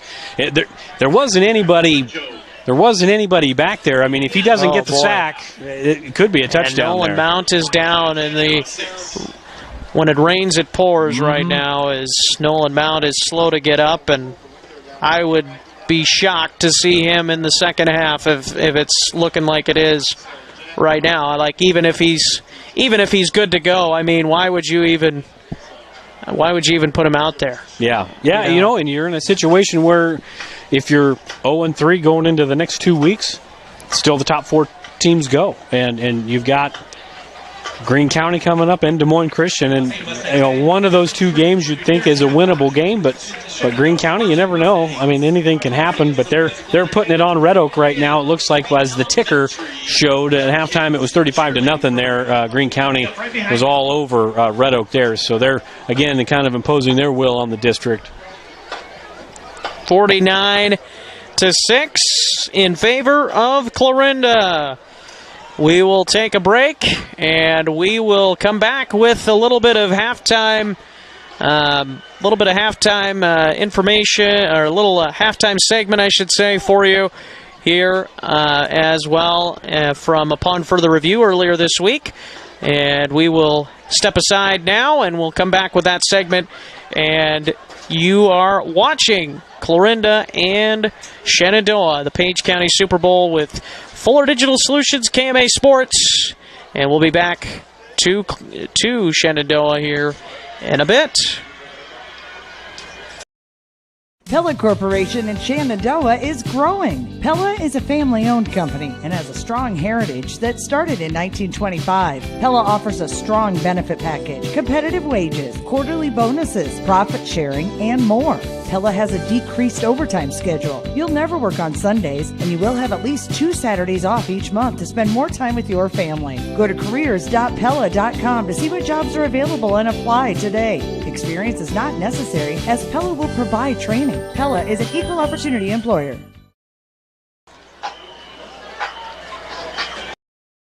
Sorensen Auto Plaza in Shenandoah has been here over 25 years, and they specialize in financing. Buy here, pay here.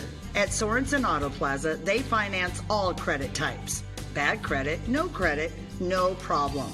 Visit SorensenAutoplaza.com to apply for financing, and stop by and visit us on Sheridan Avenue. Sorensen Auto Plaza, proud to support this Shenandoah live stream. Kane, the real boss at Gowing Plumbing, but don't tell my mom and dad. I'd like to talk to you about tankless water heaters with endless hot water. If low energy bills and higher home values are important to you, you might consider a more efficient tankless water heater from Gowing Plumbing. Call 712-246-1803 and they can help you find the right system for you. Plus, Gowing Plumbing is the only one to call for issues with boiler heat. 24-hour on-call service from Gowing Plumbing. Tell them the boss sent you.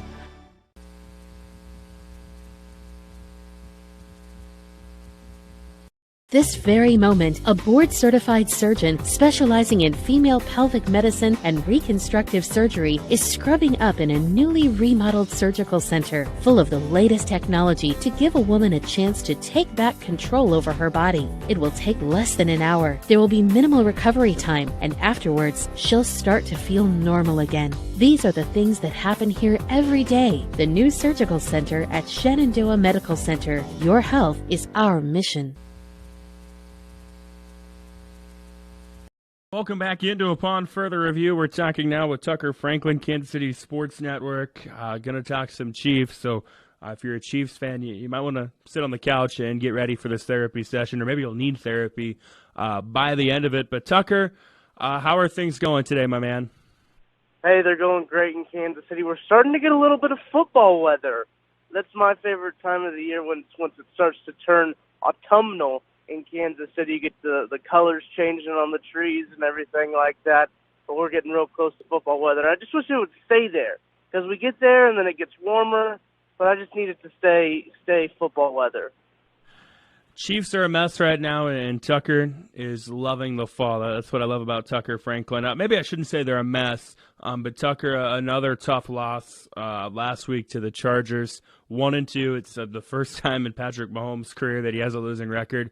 And I think going back to 2015, 2016, since the Chiefs have had a losing record. There's probably no other way to put it than Sunday just sucked, right? Yeah, it was not a fun football game to watch. It was almost a helpless feeling, especially towards the end of the game there, because Patrick Mahomes still got the ball at the end. The play calling wasn't my favorite with the run on first down. It forces, I believe, a 2nd and 8, which then was an incompletion, which then forced a 3rd and 8, which then Patrick Mahomes felt like he had to go out and make a play. And, of course, you don't want Patrick Mahomes feeling like he has to do that because he did press. He threw that interception. Wasn't a good interception. And that wasn't the only thing that wasn't good for the Chiefs this whole afternoon either, because there were fumbles. There were also another interception by Patrick Mahomes that ricocheted off of Marcus Kemp's hands. We can blame Marcus Kemp. We can blame Patrick Mahomes. That's been a big thing going on Twitter, is whose fault was that interception? Well, really, they both probably share some blame. Did Patrick Mahomes need to look past it? No. Should Marcus Kemp have caught that ball? Yeah, it hit him right in the hands. So there's a little bit of blame on both of the parties there, and I think Patrick would even tell you that. I think Marcus Kemp would even tell you that. So I do think that there is a sense of panic almost in Kansas City, like, oh no, are the Chiefs actually bad? Has the league figured out this Kansas City Chiefs team? But when I start to think about it, they turned the ball over 4 times and still had a chance to win a football game. That doesn't happen very often. So I'm encouraged by that, and if they can clean up the turnovers and stop beating themselves like they have the past couple weeks, I think this Chiefs team will be just fine. I do too. I think, we're talking 2 turnovers away. Clyde Edwards-Helaire fumble. Now, granted, Harrison Butker has to make the kick as well against the Ravens. But in all likelihood, probably 2 turnovers away from being 3-0. And us just kind of, forgetting that the problems they have exist. And we've had this conversation kind of, around the office here this week with the Chiefs. This is who they are. They're an incredibly talented team that is sometimes kind of sloppy. And more often than not, their talent is going to mask that and going to allow them to prevail. But that's just who they are, and it's not always going to do that. You go back to even, the year they won the Super Bowl. There were some, maybe not like in the AFC Championship game, but, definitely the divisional game against the Texans. And then in the Super Bowl, there were some incredibly sloppy moments, but their talent and having Patrick Mahomes at quarterback allowed them to overcome that. And then last year, kind of the same thing throughout the season. There were a lot of games that were really close that maybe shouldn't have been, that they allowed to be close. And then the wheels fell off in the Super Bowl. So as a Chiefs fan, should we just right now be complacent with this is who they are? They're not going to make it easy, but more often than not, the sky isn't going to fall. Yeah, I think so. And that's something that I think about quite a bit. And when you think back to 2019, the last time that we were really frustrated by a Chiefs loss, That Texans loss was infuriating. That Colts loss was infuriating in the regular season. The Titans loss was really frustrating because they had to lead the whole game and then lost it in the last minutes because the offense couldn't really ice the ball. So we kind of see some of the same struggles, and obviously losing has magnified this a whole lot, which I think is good in some ways that they have lost these games. So you can't just gloss over the fact by saying, well, Patrick Mahomes is a quarterback, so they can win every game, which, I mean, is true. But I don't think that it should be an excuse that's used anymore. They've lost these games. You can finally see, okay, this team does have some deficiencies, and it's okay to admit if you are a fan, if your favorite team has deficiencies. I think we're seeing a real hard struggle with that on Twitter. I know it's not a really great place right now, especially in this toxic environment that the Chiefs have lost 2 straight games, and Twitter's not the best place to be on right now. But you can still have fair criticisms about your favorite team and still be a fan of them. I think that's kind of a point that's lost on some people. You don't have to think they're absolutely invincible. And as you mentioned, Trevor, like, this team is what it is. They brought in Josh Gordon, which is a cool signing, a fun signing. I don't know if they're going to bring in anybody on the defensive side of the ball. Steve Spagnuolo doesn't really even like to play rookies, so why would he play somebody who is unfamiliar with the scheme? I don't know. It'd have to be a Spagnuolo vet to bring in and play linebacker, corner. Maybe somebody on the defensive line. I don't know. I don't see that happening, so I think we just have to say, okay, this is what this Chiefs team is. 2018 type defense-esque. I'd like to see them step up a little bit more because I think they have some talent on that front line, but I think it is just better if you rationalize what's going on by using that. Yeah, and historically, at least in the last 3 or 4 years, the defense has started slow. 2019 did not start great, if I remember correctly, and got better as the season's gone on. 2020 was maybe the best starting defense, and it wasn't a world beater by any means. So I like to think the defense is going to get things turned around. I mean, no one's asking them to be the 85 Bears or the Steel Curtain. Just get some stops, and it seemed like when they got a stop, which was rare on Sunday, the Chiefs then couldn't capitalize. Like with the Mahomes interception late, the Chargers were able to win the game 30-24. Just man, it was a tough game to watch as a Chiefs fan because everything that could go wrong went wrong, and they still had a chance to win the game. That was the part that I think was the most frustrating. Is there's a little bit of a narrative going around the Chargers stopped the Chiefs. I mean, the Chiefs had over 400 total yards, and they're one of 3 red zone turnovers away from probably the game being a multi-touchdown margin for them. So we'll just have to see. It's maybe a little concerning right now. Definitely when you look around the AFC West, and the Broncos are 3-0, and the Raiders are 3-0. Granted, the Broncos haven't, really played a tough schedule. The Chiefs in a 2-game hole early on, not what you want. Tucker, you touched on the Josh Gordon signing. I want to touch on it real quickly as well. I think everybody knows about Josh Gordon's, personal issues. But when he's been on the field, he has been a phenomenal player. He's been a good player. He was phenomenal early in his career in Cleveland. This really, for the Chiefs, is kind of, they can't lose in this, right? If things don't pan out with Josh Gordon, it was a pretty team-friendly deal. And if Josh Gordon returns to 2013, 2014 Josh Gordon, the Chiefs offense has another weapon. Yeah, it's kind of like a low-risk, high-reward move. The Chiefs, once again, for the 3rd straight year, have pulled off a move like this. This one earlier than the other moves that they pulled off, and LaShawn McCoy and Le'Veon Bell, those were both kind of the same vibe I get from those moves. But I feel like this Josh Gordon move is a little bit different. Josh Gordon has said that he doesn't feel like this is a 8 to 10 month rental. He sees the future long term with the Chiefs. The Chiefs also see a future long term with Josh Gordon. If he can stay clean, as Stephen A. Smith says, stay off the weed, they don't really check that anymore. So, I guess he could be on it if he really wanted to. This last suspension he was almost for PEDs. That's kind of the biggest thing, is he's had a hard time staying on the field. But, man, when he's on the field, he's pretty dynamic. And yesterday on the KCSN Discord, Matt Lane and Craig Stout were doing a little film breakdown of some Josh Gordon snaps from when he was with the Patriots. And golly, he looked sharp. He looked crisp. He looked good. And I know that's still a couple of years ago. He went to the Seahawks, kind of struggled to stay on the field with the Seahawks as well. But, man, I just think that, like, if he can come in, learn this offense, and be just another guy defenses have to account for, that would be huge for Tyreek Hill and Travis Kelce. Right now, there's not somebody else the defenses have to account for. Sammy Watkins was really good about that, right? Sammy Watkins could make plays when he was on the field, and also when he was on the field, they had to put at least a guy on him.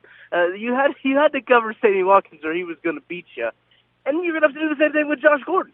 You got to put a guy on Josh Gordon or Josh Gordon's going to burn you. He's going to run those deep intermediate routes. He's going to run deep balls. He can go up and high point a ball. He's really athletic. He's still really good. He's stayed in shape, everything like that.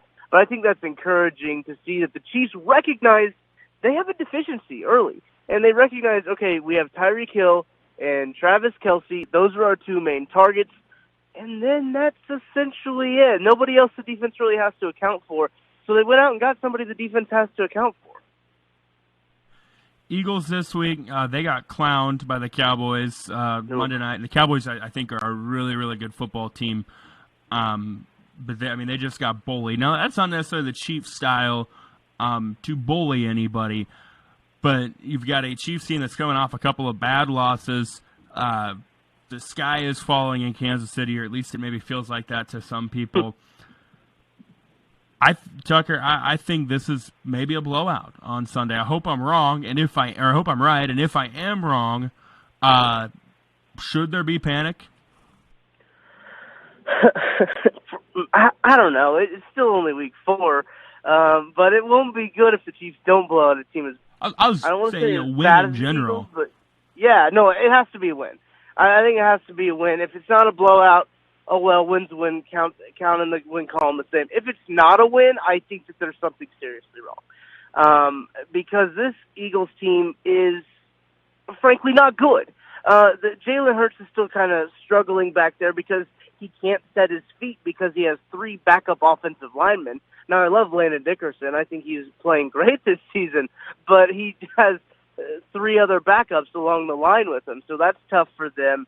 Sirianni kind of got dealt a tough hand going up there. I like Sirianni as a coach. I think he's a good guy. I think he's in Kansas City for a bit. I think he might be in that Reed coaching tree. But I like him. I like the situation they've got going on there. Devonta Smith is a fun pick for them. He scored me a few points in my fantasy league early on. But I really don't think that they should have a shot against this Chiefs team. And that's with all due respect to Philadelphia, right? I think that they are what they are at this point. They're not a contender.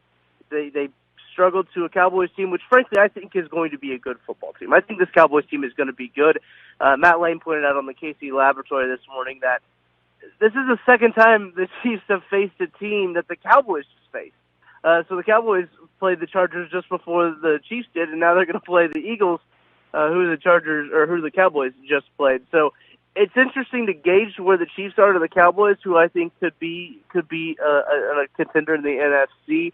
But yeah, if they don't win against this Eagles team, there's going to be some alarm bells going off for me. Yeah, I might have to delete Twitter if that happens, because one for me and 2 for my timeline and the people that follow me, that might be a terrible, terrible idea. But we'll just have to see. Hopefully not. Tucker Franklin, Kansas City Sports Network. Always a pleasure, Tucker.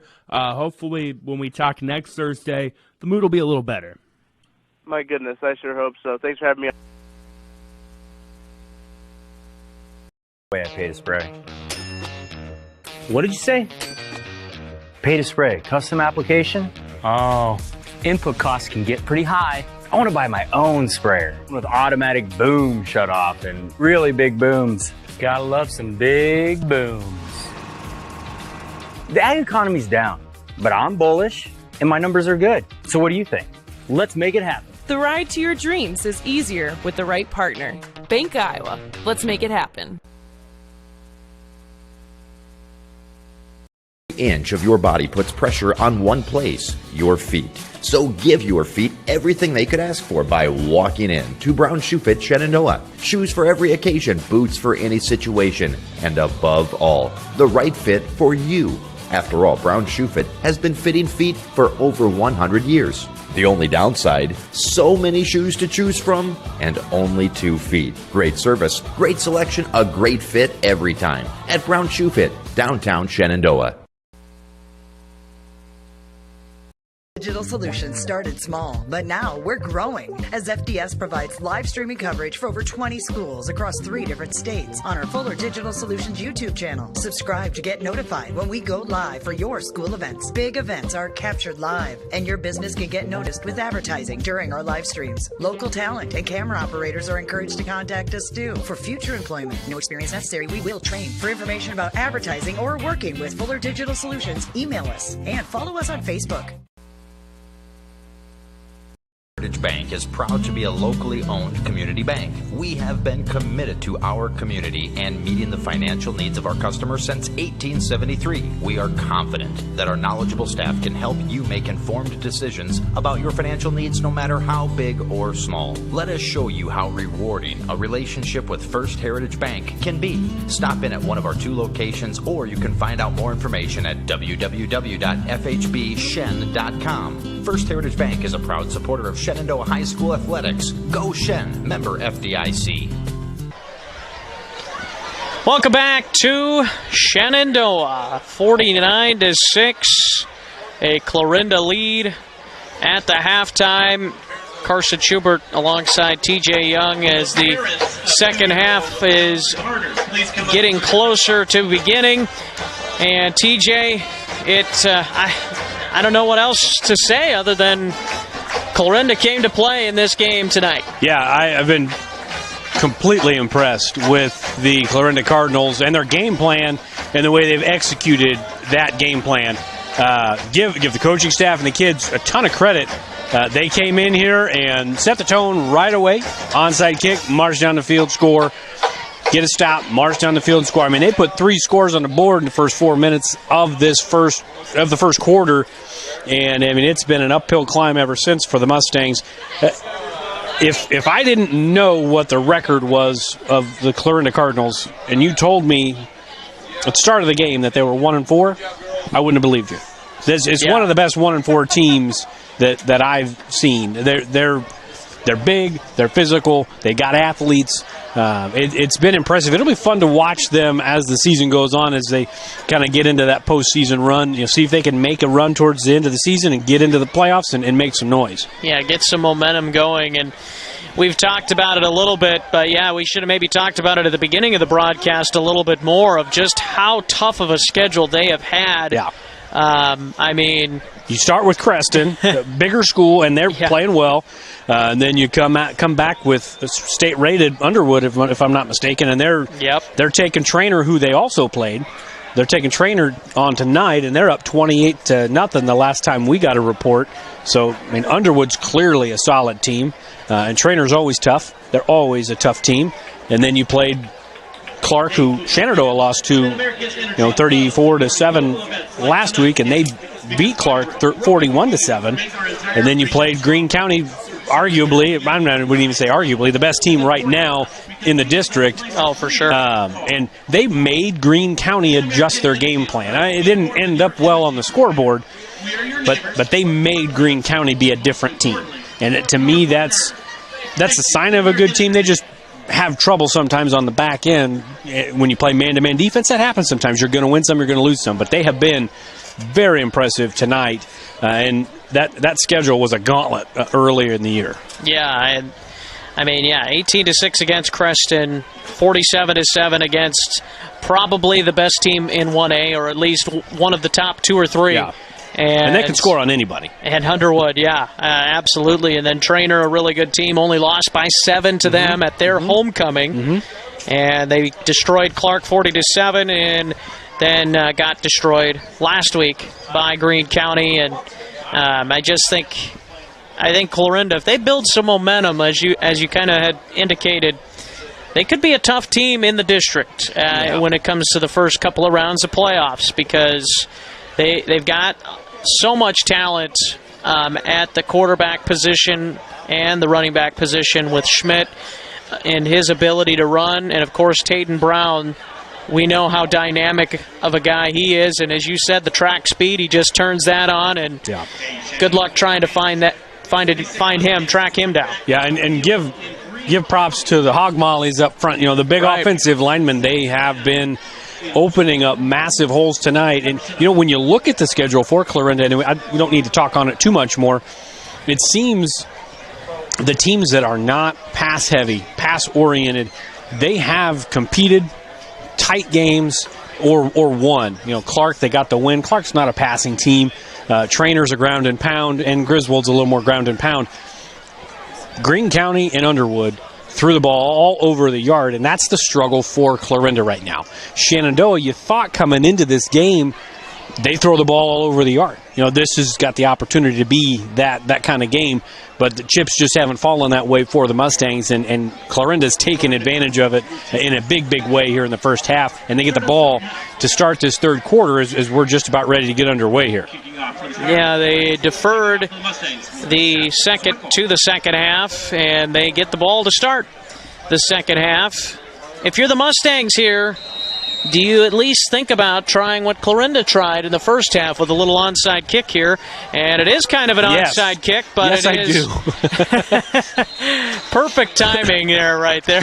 Yes, I do. Just wait till it happens. Yes, I agree. And it wasn't a bad.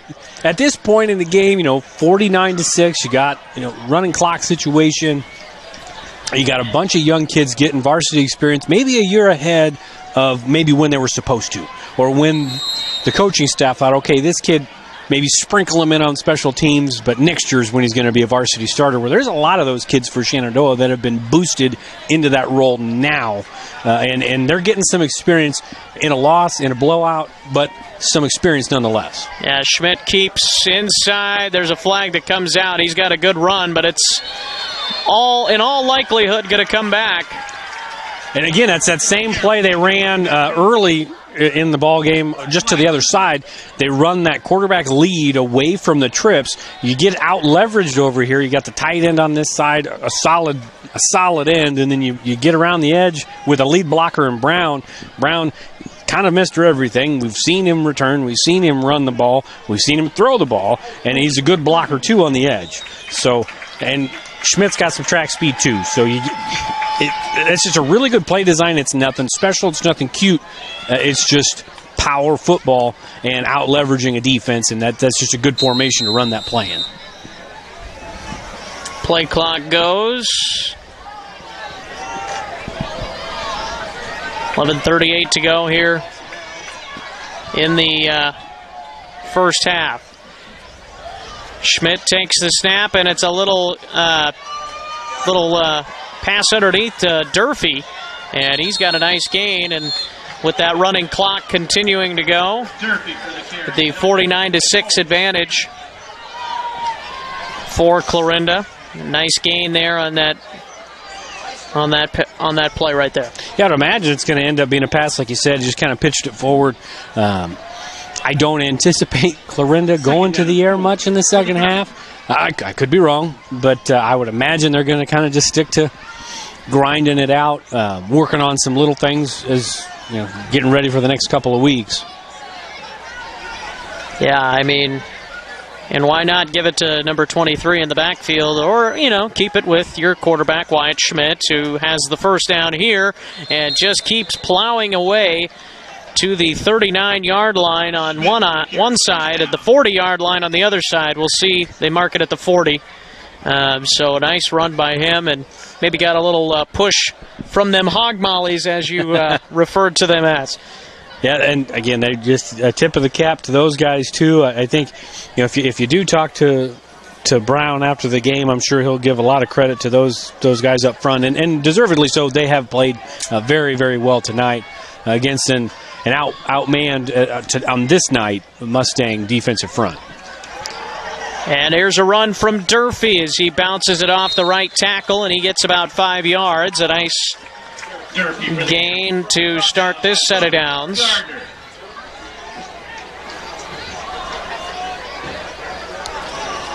So second down and 5, 9:50 and counting. And man, the second half last week when I was in Clarinda went so fast because of the running clock, and if they're able to score and keep that running clock going, and it could be a really quick second half if the ball is kept on the ground and Brown for the carry. Nothing from the Mustangs on the scoreboard. So, because even on incomplete passes, it's not going to stop the clock right now. So and that was a much better job. That was a big home run a good play. Big home run play for the Cardinals in the first half. That counter, that pin and pull, like we talked about in the first half, and that time much better job. I think that was Rystrom down there, kind of blew it up in the backfield. Good play, and kids are still fighting hard, the Mustangs, and I know I've said that a lot of times in the first couple games I've done for the Mustangs that they may be on the wrong side of the scoreboard, but they're going to keep fighting. Schmidt throws it downfield for Durfee, and it is nearly intercepted, as trying to catch up to that one was Owen Laughlin.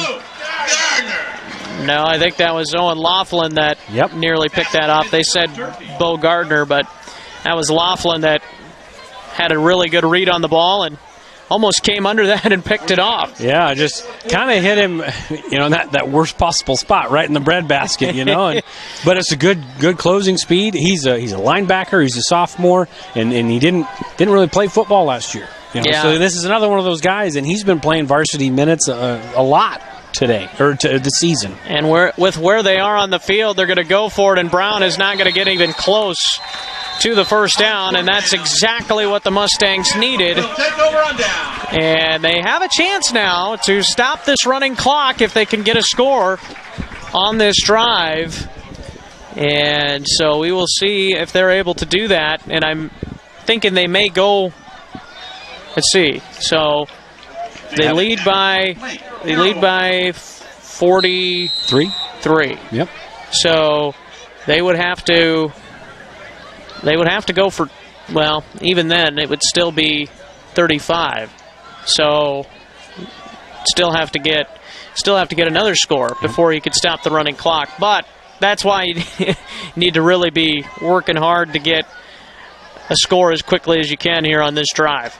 As Mount takes the snap, steps up, throws over the middle, and errant pass. If he doesn't have pressure on that play, there's two guys covering Harold on that far side in that bracket coverage, and you get Cotton on a wheel route out of the backfield as the motion man, and there's just nobody that followed him. I mean, if you don't have pressure in your face, it's a touchdown. That's the same play essentially that they ran at the end of the half where Mount got sacked, and again, pressure in his face, you just can't make the play. And that's one of the things that Coach Ratliff mentioned to me this week is if we can give Nolan Mount time to throw the football, he's gonna be able to find somebody. But that's been the problem tonight and a lot of the season, is he doesn't have as much time as he needs sometimes to be able to make the proper read as he gets pounded there. And a flag comes out as he was going out of bounds, and I think that's going to be a personal foul. And Coach Bevins just runs to the sideline, took his helmet, or not helmet, but his headset off and hat off, and he was not happy with that. We'll see if the officials pick up the flag or not. But you got to protect the quarterback. It is what it is. On the Cardinals. Oh, targeting. Is it targeting? If it's targeting, he's ejected from the game. I feel like we had a horse collar situation. I think. But I'm with you. It didn't look like a horse collar. It looked like a targeting issue. But I don't think they ejected anybody. So we'll play on. I think it was just late hit. And I don't know if they called targeting with it. So here's Mount back to pass. Throws it at the feet of Blake Harold. Again, ran out of time and didn't get a chance to set his feet. So and that's about as best a play as Mount could have made there. He was rolling to his left. That's not to his strong side, even though he does like to roll that way. Couldn't get his feet set. He had guys in his face. Just throw it at the feet of the receiver and live to fight another play. Scrambling on the previous play and then throwing it away. So two consecutive smart plays here from the sophomore quarterback. Just trying to build something. They got another tough game next week, too. So trying to build something, get some confidence built back up in this offense.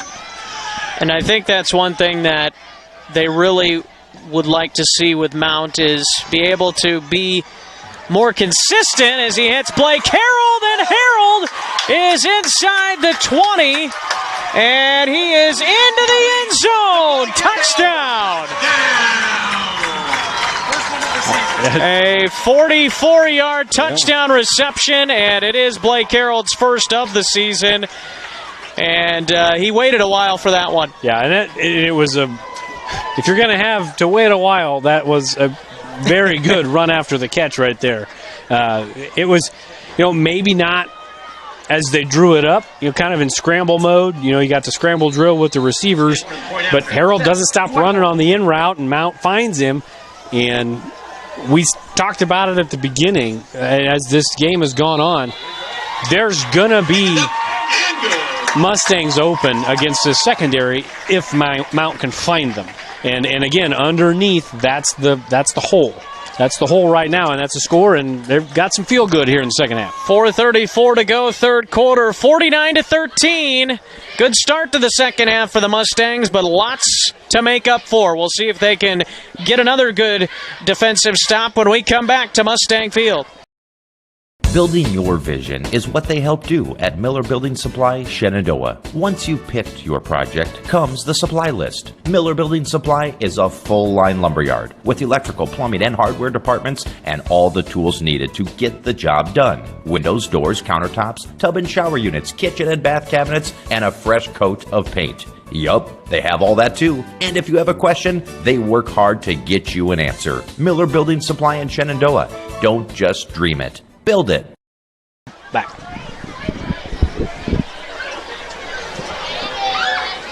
Welcome back into Shenandoah, and we're just about ready to get kicked off here as Zwickel's about ready to tee the ball off on the 40-yard line, and a big touchdown pass, 44 yards from Mount to Harold. Again, his first touchdown of the season. It took a long time for him to get it, but he was able to get it there on a nice run after the catch. And the Cardinals will have their second possession of this second half. Another onside kick, and it is recovered by Dukes at about the 46-yard line. So 3 onside kicks successful for both teams, 2 by Cardinals and 1 by Mustangs. And that's exactly how you draw up an onside kick. That's beautiful. That was picture-perfect kick by Zwickel that time. And I thought you were going to ask me if I thought they should onside kick it again, because I would have said yes. I didn't want to ask you that time because I figured you would just wait again. 4 minutes to play here in the third quarter. Still lots of work to be done for the Mustangs, but some positivity. A touchdown and now an onside kick recovery at the 46-yard line of Clarinda. Mount out of the shotgun, trips wide receivers to the near side. Blake Harold split out by himself over on the far side. Then wheel route. Morgan Cotton goes He's got him again out there, and Mount felt the pressure, and he takes off and gets positive yards, a gain of about 7 yards. Going down on the right. They'll give him 6, and it'll bring up second down and 4. But, yeah, he had him possibly out there with 2. I got to feel like Coach Ratliff's called that 3 times in probably the last 7 offensive plays that he knows it's there, but we just can't get there if you're the Mustangs because Mount doesn't have time. Exactly. The time is needed for wheel routes to develop. That is for sure. Yeah. When you got 2 guys out there on defense for the Cardinals and both of them are assigned to Harold, there's nobody out there to cover the wheel. 3 minutes to go, third quarter. Mount takes the snap, tosses it back to Cotton. He throws it back to Mount. Mount's got plenty of green in front of him. Can he get a block? He does not get a block, and he's shoved out of bounds at about the 24-yard line. Morgan Cotton's 2 for 2 tonight. He's 2 for 2. The running backs are 3 for 3 tonight. Yeah, maybe some changes coming at the quarterback position for both teams. I think both teams are pretty good with their quarterbacks, but that was actually a really smart play over on the edge. You were talking about Mount wanting a block, trying to get a block, but Shaw was the receiver over here on this on this near side, and it would have been a clip. If he did a smart thing.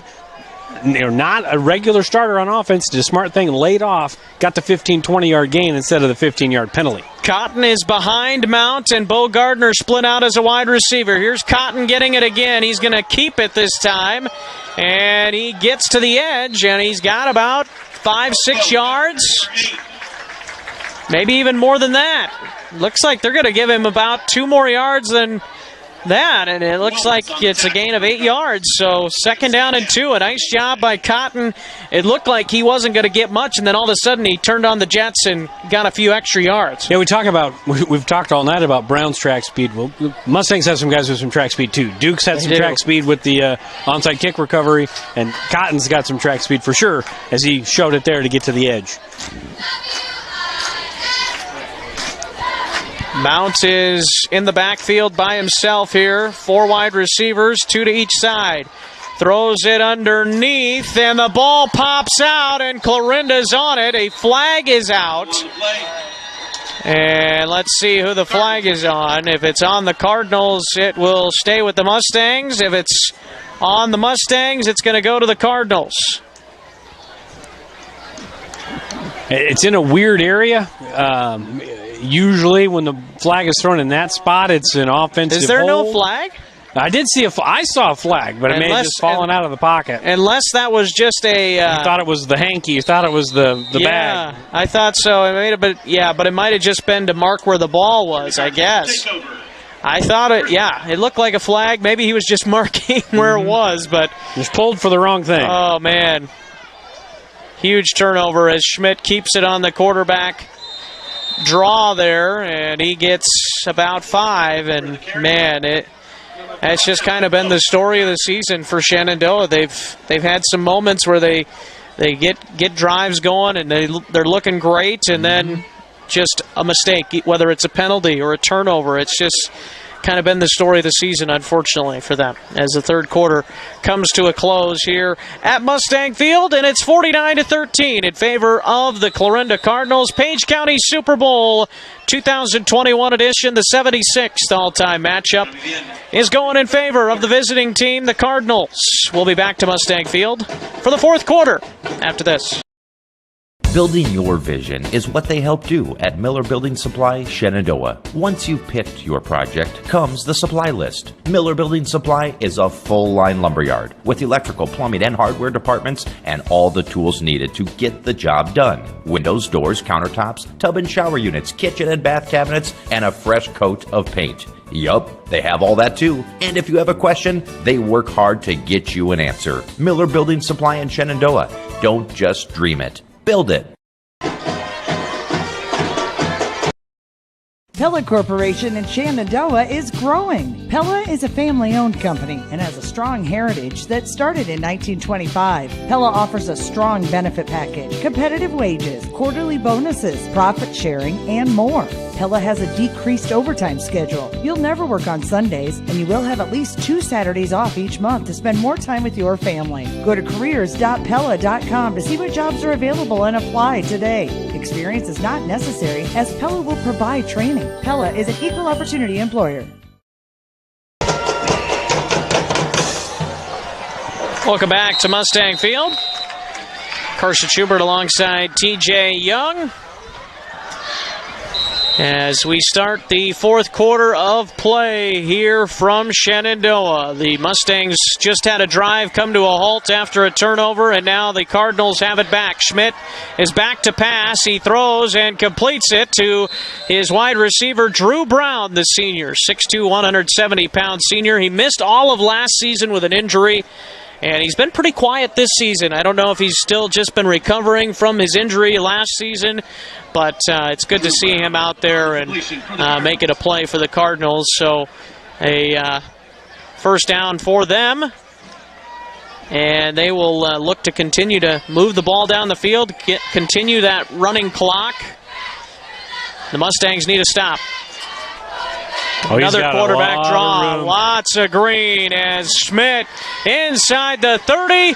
One man to beat, and he will beat him into the end zone, and that's a 62-yard touchdown run for Wyatt Schmidt. And we might have co-players of the game tonight as Wyatt Schmidt. Can you do that? Is that we do that sometimes. That's absolutely. in the rule book? It is. Okay. So we may have a couple of guys tonight. That's just a beautiful play, just a simple quarterback draw. This time, Schmidt let the fullback get out in front of him to get the lead block right in the hole, and he was able to bounce to the outside, and Brown with track speed, just like Schmidt gets, follows him, and he gets that key block there at the end to get him in the end zone. But just a simple play design, but executed very well. Extra point is through, 56-13 with 11:11 to go, fourth quarter. Clarinda rolling over the Mustangs at Mustang Field. Sorensen Auto Plaza in Shenandoah has been here over 25 years, and they specialize in financing. Buy here, pay here. At Sorensen Auto Plaza, they finance all credit types. Bad credit, no problem. Visit SorensenAutoplaza.com to apply for financing, and stop by and visit us on Sheridan Avenue. Sorensen Auto Plaza, proud to support this Shenandoah live stream. Kane, the real boss at Gowing Plumbing, but don't tell my mom and dad. I'd like to talk to you about tankless water heaters with endless hot water. If low energy bills and higher home values are important to you, you might consider a more efficient tankless water heater from Gowing Plumbing. Call 712-246-1803 and they can help you find the right system for you. Plus, Gowing Plumbing is the only one to call for issues with boiler heat. 24-hour on-call service from Gowing Plumbing. Tell them the boss sent you. Welcome back to Mustang Field as once again the Cardinals offense just rolling, whether it's Wyatt Schmidt on the ground, whether it's Taden Brown on the ground, whether it's a running back throwing the football, whether it's Schmidt throwing the football. It's all the cogs are working tonight. Yeah, and the score's not, it's not the Page County Super Bowl we were hoping for as far as, compelling television, but it's been a lot of fun to watch. There's been a lot of big plays, a lot of craziness, 3 onside kicks that were successful, big long pass plays, one-handed catches. It's been a lot of fun. Short little squib kick again, and the probably Mustangs. A little more fun for the Cardinals tonight than for the Mustangs, but still, it's been a lot of fun, to watch these athletes make plays. Yes, it's been fun to watch that for sure. And Taden Brown, here's the thing. Even though there are some seniors on this team for Clarinda, they've got a lot of returners that'll be coming back next year. Schmidt, I think for them, you're going to have the offensive and defensive lines is when where you're really going to see probably a little bit of a step back. Right. But the skill position players, absolutely. That was almost a wonderful play, and there's a flag down. And I think it's an illegal forward pass if I'm going to take a wager on it. You're probably right. Based on where the flag is and where the sticks are. I thought he went way too far when he threw that. They're talking about it there on the sideline. I think Mount's kind of trying to plead his case a little bit as he's standing right near the official. He says, my whole body's got to be past the line of scrimmage. But I think it was by a couple of yards. I think so. That was a very athletic play, and heady play because he didn't have any room there.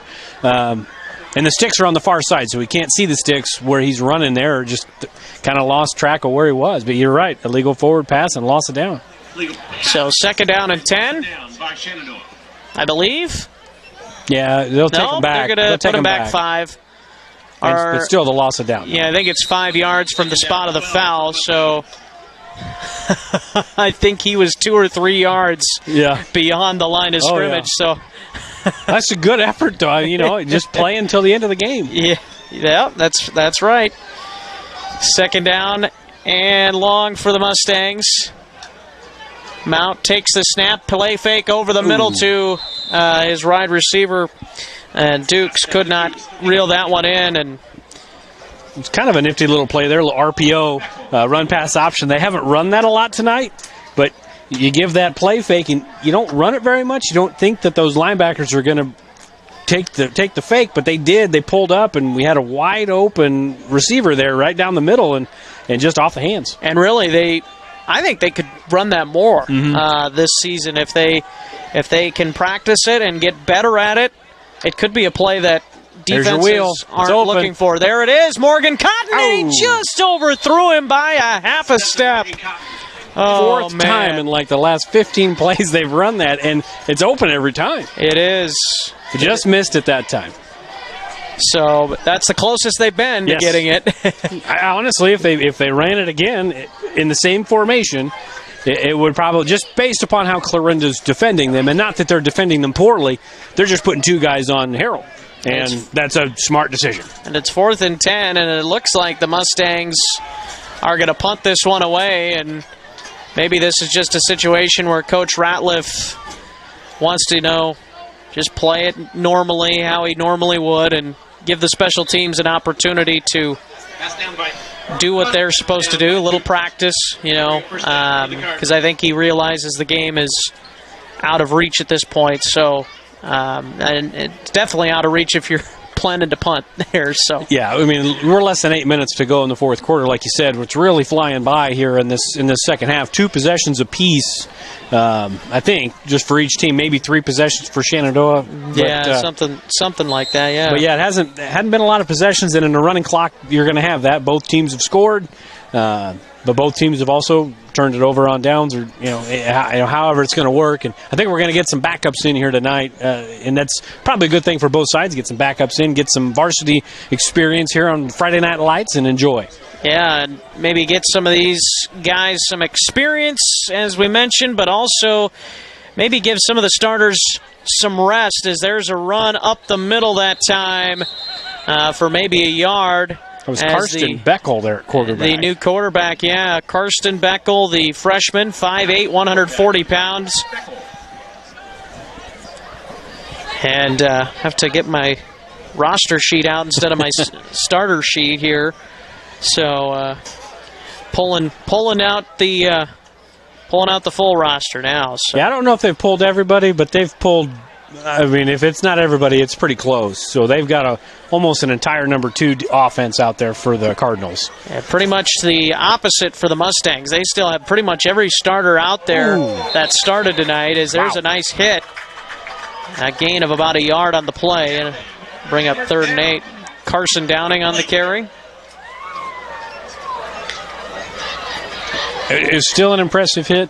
It would, maybe if it was more impactful, if the game was a little closer, but that's a big hit there by Harold. Yeah. Impressive to hang on to the ball. Just getting into the game. Just getting into the game, your first carry, and you get smacked. That was a good job by, what was it, 27? Yeah, Carson Downing, yep. Yeah. Yes, sir. So 3rd down and 7, and this is where, if you're the Mustangs, when you've got your starters out there and Clarinda's backups, you got to come up with a stop here. As back to pass, throwing, and over the head of everybody that time, incomplete. If the game's tighter, might have been a pass interference situation over there, but with the running clock up by 43, they're just letting it go and letting the guys play, and it brings up 4th and 7. And it may have been uncatchable too. I don't know. I mean, depending on the athlete, if it's Taden Brown running out there, nothing's uncatchable. Or Isaac Jones or Blake Harold, nothing's uncatchable for those tall trees. Yeah. Yeah, or the speed of Brown. I was thinking to catch up to that, but yeah, it's low snap here to butt, but a really nice punt as Dukes takes it inside the 35 at about the 33-yard line, and that's where the offense for Shenandoah will take it. And we'll see if the regulars will roll out there for the Mustangs. It looks like they will. One more hand for our Varsity cheerleaders. And when you look at the Cardinals on the sidelines, they just got way more guys than Shenandoah. If Shenandoah decided to sub everybody, maybe they only sub in 3 or 4 guys because everybody else has been playing. What'd they dress? They said 22 tonight? 22 guys? Yeah, right around 22 is what Coach Ratliff had told me. And so, yeah, the odds of you having much for depth are not too good, as Mount is going to take a hit and go down. But you could put in your backup quarterback and just kind of, let Mount kind of rest up for next week, I guess. But, I mean, at the same time, it's one of those situations where you maybe just want to get Mount more experience in game because it is his first year as a starter. He missed last week. Yeah. And this is kind of a building year for Shenandoah anyway, it seems like, especially at this point. But I think in-house, Coach Ratliff probably knew kind of the offense that he had. This is a different offense than they've run in previous years. But I don't think outside of house you had any idea what to expect. And this has been, like you said, a transition year, a rebuilding year, a reloading year. Kids learning how to play at different positions. A lot of young kids, they don't have a ton of seniors that are playing a lot. Yeah. So, on the flip side for Clarinda, they got 12 or 13 seniors, and almost all of those kids are seeing pretty significant playing time, along with all their juniors that they have. They have pretty junior-senior heavy. They only have 4 freshmen on their roster, on their varsity roster. So the only senior I see on my starters is Morgan Cotton. Mm-hmm. So, and Clayton Holben. Yep. So there's the 2 seniors that I really see on here. So it's just a really young group. Lots of sophomores as well, but juniors as well. So things will continue to roll on as it's 4th down coming up for the Mustangs. Yeah, I definitely think brighter days are ahead. And again, I don't think Clarinda's going anywhere. Even though they've got 12 or 13 seniors, they've got a slew of kids that can play, and they'll be talented for years as long as those kids stay there.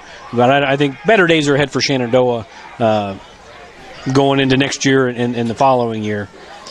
Mount back to pass on 4th and 14. Lofts it up for Harold, and he will not be able to get that one. And I think Harold maybe didn't see the flight of the ball right away, because otherwise he may have been able to run underneath that one, but turnover on downs. Yeah, Mount had, again, when he's not rolling out tonight or sprinting out, he's had pressure in his face any more than a second or two, and he's just had guys in his face, and he's backing away from the line of scrimmage and has to fling the ball up and hope for the best on that one, and just overshot Harold, which is tough to do because he's about 6'4", and the guy that can leap in one-hand catch, that's tough to do. But turnover on downs with about a minute left, and just chewing the clock, and Cardinals getting out of here with a big Page County Super Bowl win. They sure are, and probably not going to talk much in the post game. Not really much more we can say at this point, but going forward, Greene County next week for Shenandoah, a long road trip for them, and another long road trip as well for Clarinda as they go to Des Moines Christian next week, and that's where I am going to be next week. So long road trip for both teams next week. Any thoughts heading into those there, TJ? For Shenandoah, it's the little victories right now. The season hasn't gone the way they wanted it, but it's those little victories. It's getting these young kids ready to go, being competitive. It's a long road trip. You may as well show up and play type of deal. There's no reason to go up 2.5 hours and get boat raced and have to go home. You may as well come and play. For the Cardinals, to me, it's about stacking wins. They're 1-4, 1-1 in the district. Well, now they're 2-1 as they come out with the win here. Stack another win against Des Moines Christian. Then they got Red Oak at home, to end the season. Stacking 3 wins here, get some momentum as maybe the 2 seed going against the 3 seed in the opposite district. You got a chance to make some noise in the playoffs. Yeah, absolutely. So that is the final score. 56-13 is the final score in favor of Clarinda. They win their 6th straight game over Shenandoah, and they improve their series total to 42, 28, and 6, leading the all-time series and getting the 76th matchup to go in their favor. Want to thank our cameraman tonight, Tristan Akers, for his work as the cameraman tonight. Good job, man. Thank TJ Young, my color guy, for tonight, and appreciate your insight and adding a little flair to the broadcast and keeping the audience interested in the game. It's always entertaining. It's always fun to do. I appreciate you guys having me. Yeah, it's good to have you. And so for Fuller Digital Solutions, for KMA Sports, I'm Carson Schubert, and we're going to say goodnight to you from Shenandoah. Again, the final score in favor of the Clarinda Cardinals, 56-13. This year's edition of the Page County Super Bowl going to Clarinda. Good night and have a great weekend, everybody.